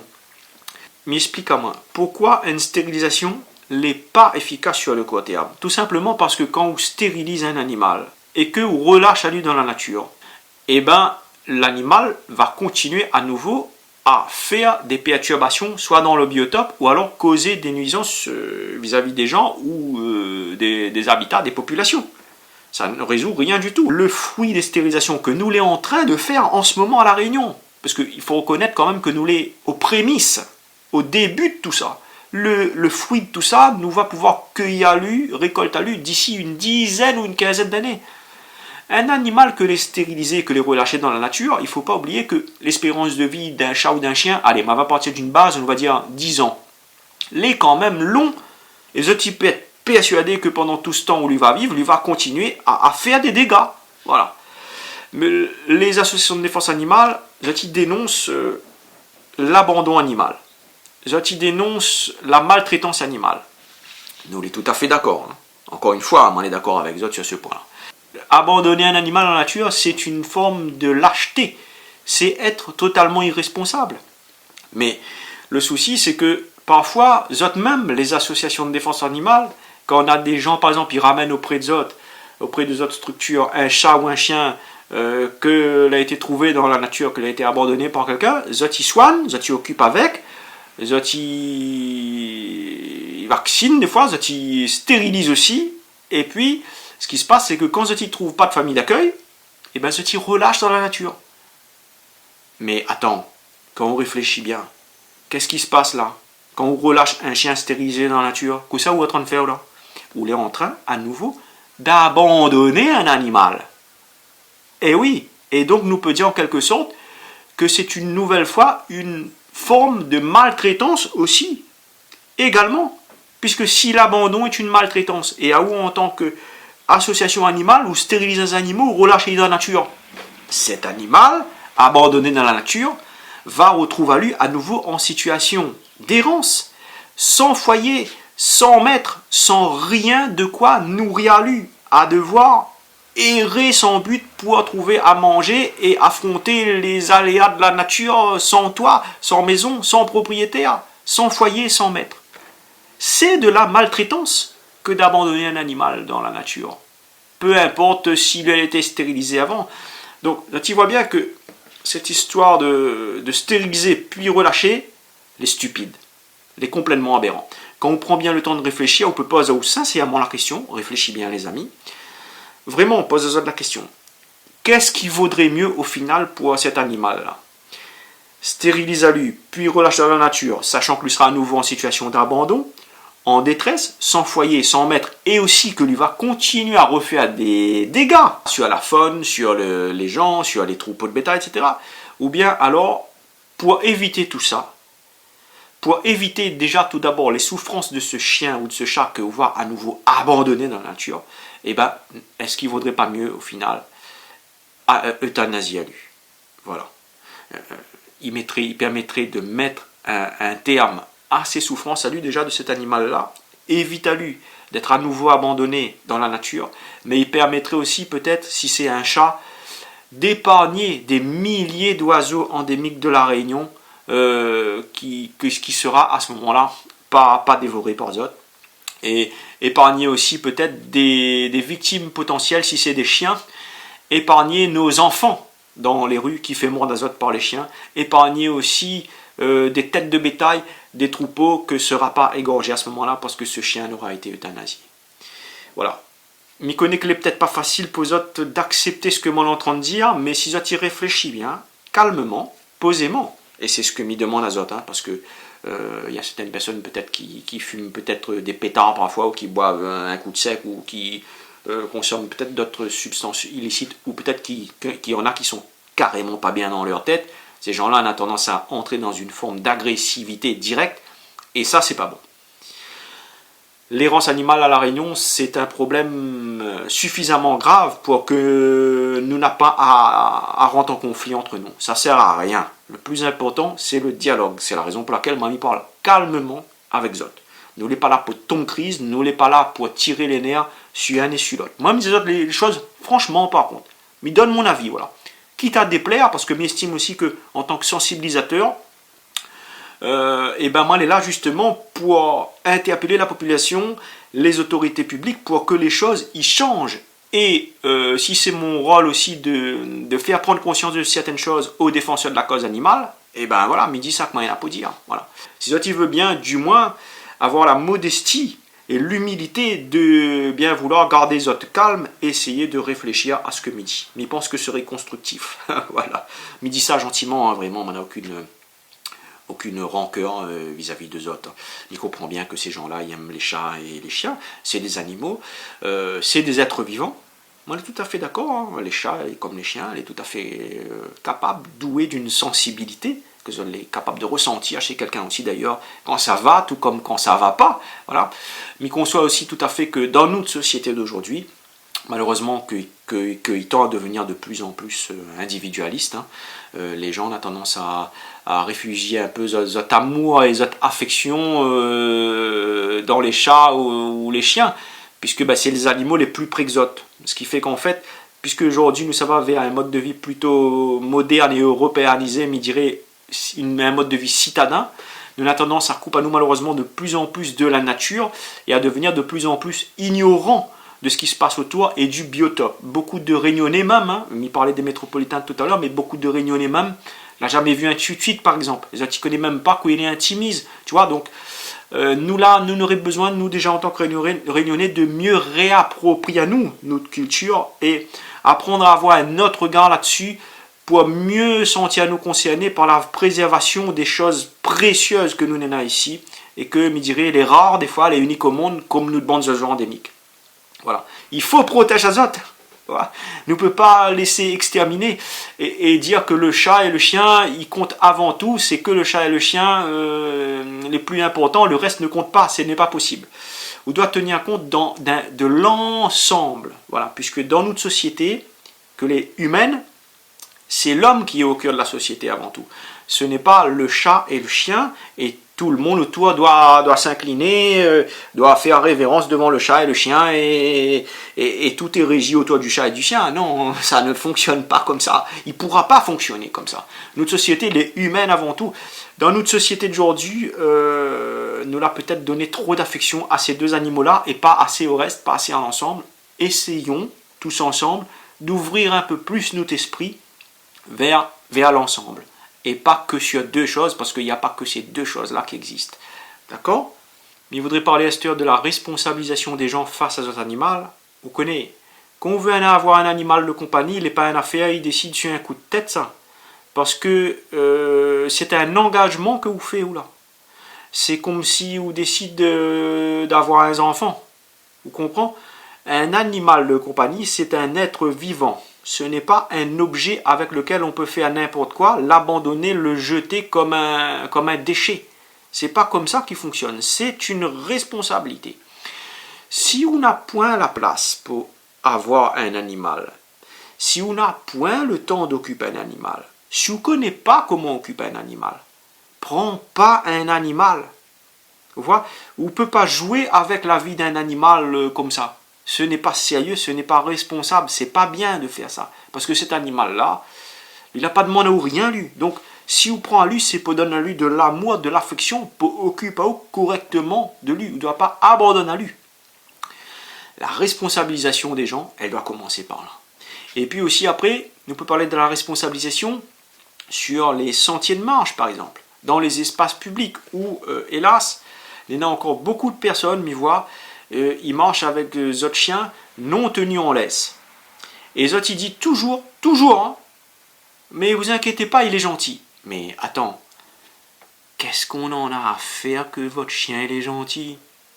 Mais il veut dire, toute personne qui ça va marcher sur un sentier n'a le droit de marcher librement, tranquillement, sans avoir à supporter l'animal d'autrui qui vient dessus lui. Mais dirait dans son espace d'intimité pour venir mettre son nez sur lui ou pour agresser à lui. Même si le chien, les gentils, même si c'est un chien qui ne morde pas, le respect d'autrui, ça commence là. Je vais dans un espace public, je tiens mon animal en laisse parce que je suis un maître responsable. Voilà. Il y en a beaucoup de propriétaires du chien aujourd'hui. Il ne fait toujours pas ça parce que là, tu dis non, moi, il ne fait pas ça parce que moi, comme ça va dans la nature, il ne tient pas du tout mon chien en laisse, parce que moi, j'aime marcher en liberté, mais il veut mon chien en liberté aussi. Moi, dans cette société que est devenue, me disait Azot tout à l'heure, est individualiste et aussi de plus en plus égoïste, moi, je. Et que ça nous va aller loin, nous, là. Ça n'est pas bon. Dans notre société, il n'y a pas rien que moi, il y a tout le monde autour. On ne peut pas faire autre caprice, obliger les autres à supporter autre animal dans la nature. Le moindre des respects, c'est de tenir autre animal en laisse. Voilà. Mais je pense que les municipalités, ils devraient être un peu plus fermes aussi à ce niveau-là et sortir carrément des arrêtés interdisant de se balader sans tenir son animal en laisse dans les espaces publics. Parce que vraiment, il y en a marre de ça. Moi, je veux bien comprendre que les gens, un animal de compagnie, ils aiment cet animal de compagnie, mais encore une fois, ça n'a pas à imposer cet animal à autrui. Parce que ça, c'est un manque de respect envers les autres. Concernant les chats, beaucoup de monde aujourd'hui n'a un chat. Longtemps déjà, nous étions moins nombreux à La Réunion, et tout le monde n'y habitait pas regroupé un côté de l'autre comme ça. Et nous avions moins d'animaux de compagnie aussi. Il peut arriver un monde avait un chat ou un chien, mais sans plus.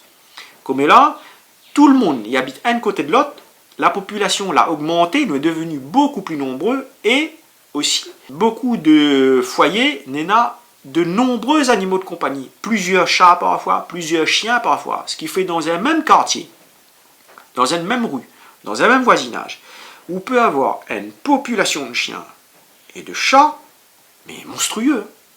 Ce qui fait qu'après, eh ben, ces animaux-là, quand ils sont en divagation, quand ils ne sont pas sous la surveillance du maître, eh ben, ils peuvent faire des nuisances, ils peuvent faire des dégâts. Et malheureusement, les propriétaires, ils ne pensent jamais à ça. C'est-à-dire que les Dornoutes habitudes aussi, il me dirait à La Réunion, mais aussi peut-être ailleurs dans le reste du monde, d'avoir un chat, et puis, ou la chalue comme ça. Ouais, mais dis-moi bien, le chat, quand on voit pas lui la journée, il s'en battre son carré, d'après où, que ça lui s'en fait, au calcul, il s'en fait un bon affaire. Au calcul de chat, il s'en va chez le monde pour aller faire du repassage, pour faire la vaisselle, pour aider à balayer la case, mettre une machine à linge à tourner, étendre le linge dehors. Ce serait trop beau.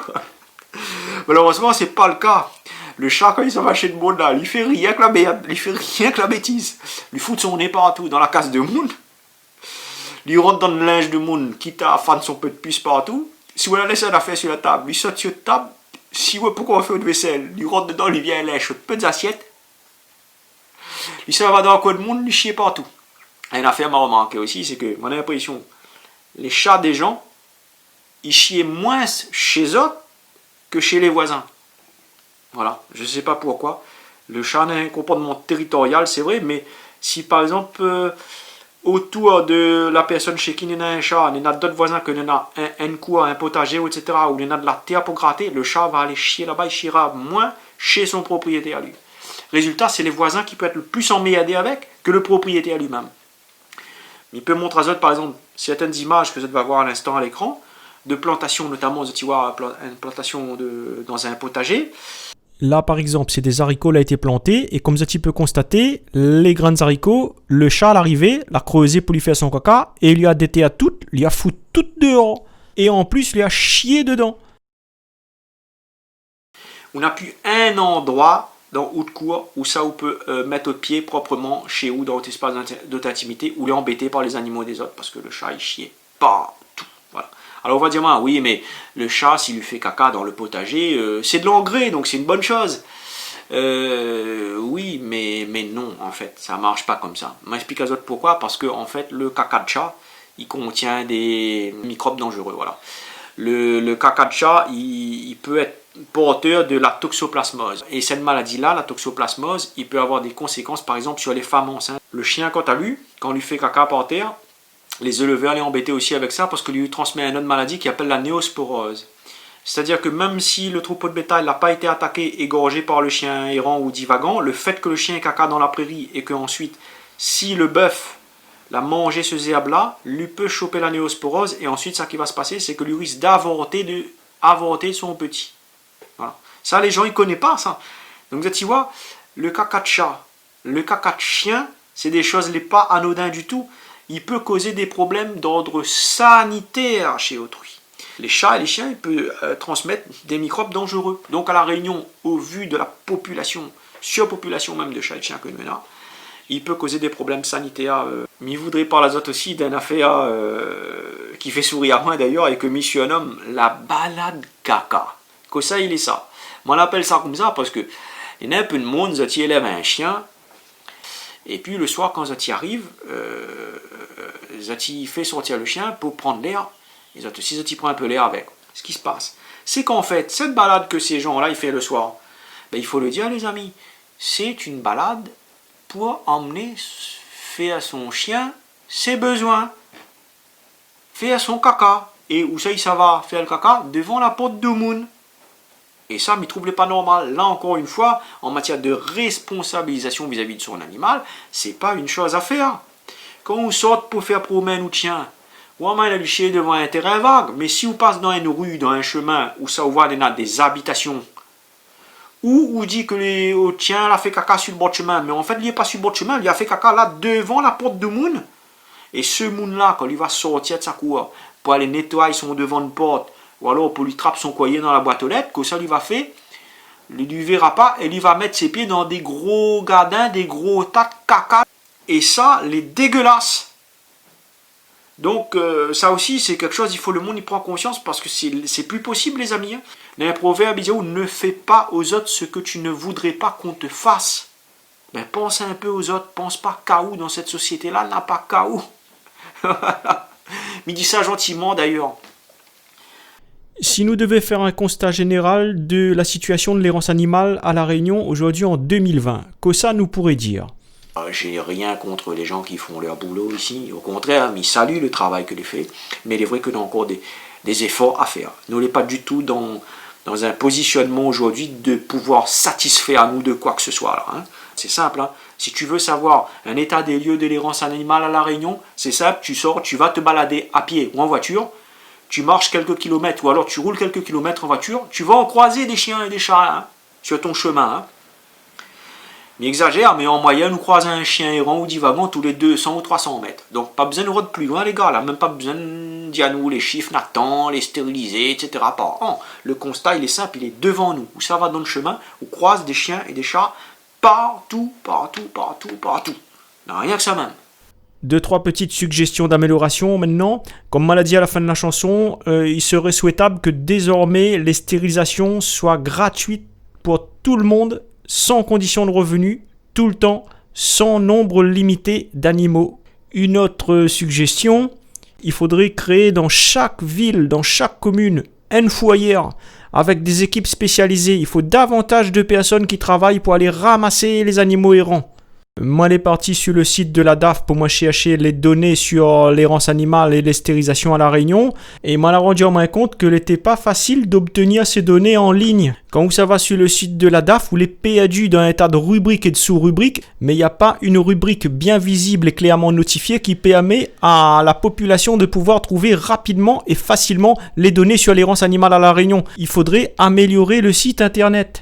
Les maires des différentes communes de La Réunion, pour réduire les problèmes qui arrivent sur les sentiers, il faudrait peut-être penser à mettre des panneaux « Merci de bien vouloir tenir votre animal en laisse ». Enfin, monsieur le préfet, pour faire baisser le nombre d'animaux errants à l'île de La Réunion, peut-être faudrait-il interdire les importations de chats et de chiens afin de privilégier davantage les adoptions des animaux déjà présents sur l'île. Pour terminer, je voudrais dire un grand merci à tous ceux qui ont participé. Merci à tout ça qui soutient moi depuis longtemps, ou alors que l'a connu ce que m'y fait récemment et qui aime bien ça que m'y fait aussi. Et m'y croise les autres parfois sur les sentiers de balade. Bon, ils sont de plus en plus nombreux à suivre ce que m'y fait, et ça il fait plaisir, malgré que m'y comprend aussi que m'y peut avoir certains détracteurs qui n'aiment pas ce que m'y fait, et c'est le jeu, hein, c'est comme ça, on peut pas plaire à tout le monde. Merci en tout cas à ça qui soutient moi et qui comprend ça que m'y fait. À savoir que moi, je suis un artiste engagé qui aime son île, qui aime son peuple, sa population et qui fait des choses avec le cœur. Voilà. Je ne fais pas ça pour la gloire, je ne fais pas ça pour la reconnaissance, je ne fais pas ça pour l'argent, je le fais parce que mon cœur il parle. De moi-même, on n'aurait peut-être d'ailleurs pas fait cette chanson-là. Hein. On a fait ça parce qu'il était nécessaire de sensibiliser la population par rapport à ce problème-là. On pourrait même dire que moi, on a eu aucun plaisir à faire ça, hein, parce que moi, on aurait souhaité ne pas avoir à faire cette chanson-là, mais il fallait faire. Et qui sait qui pouvait faire ça? Ben, c'était moi. Voilà. Parce que c'est un sujet tellement délicat que beaucoup d'artistes ou beaucoup de personnes n'auraient refusé de traiter la chose, du moins aussi franchement que moi. Voilà. Merci d'avoir regardé. Si vous l'avez apprécié, n'hésitez pas à partager. Il permet de faire connaître aux alentours et de conscientiser les autres aussi. Regarde pas la vidéo que pour les autres. Partage. Allez, nous retrouve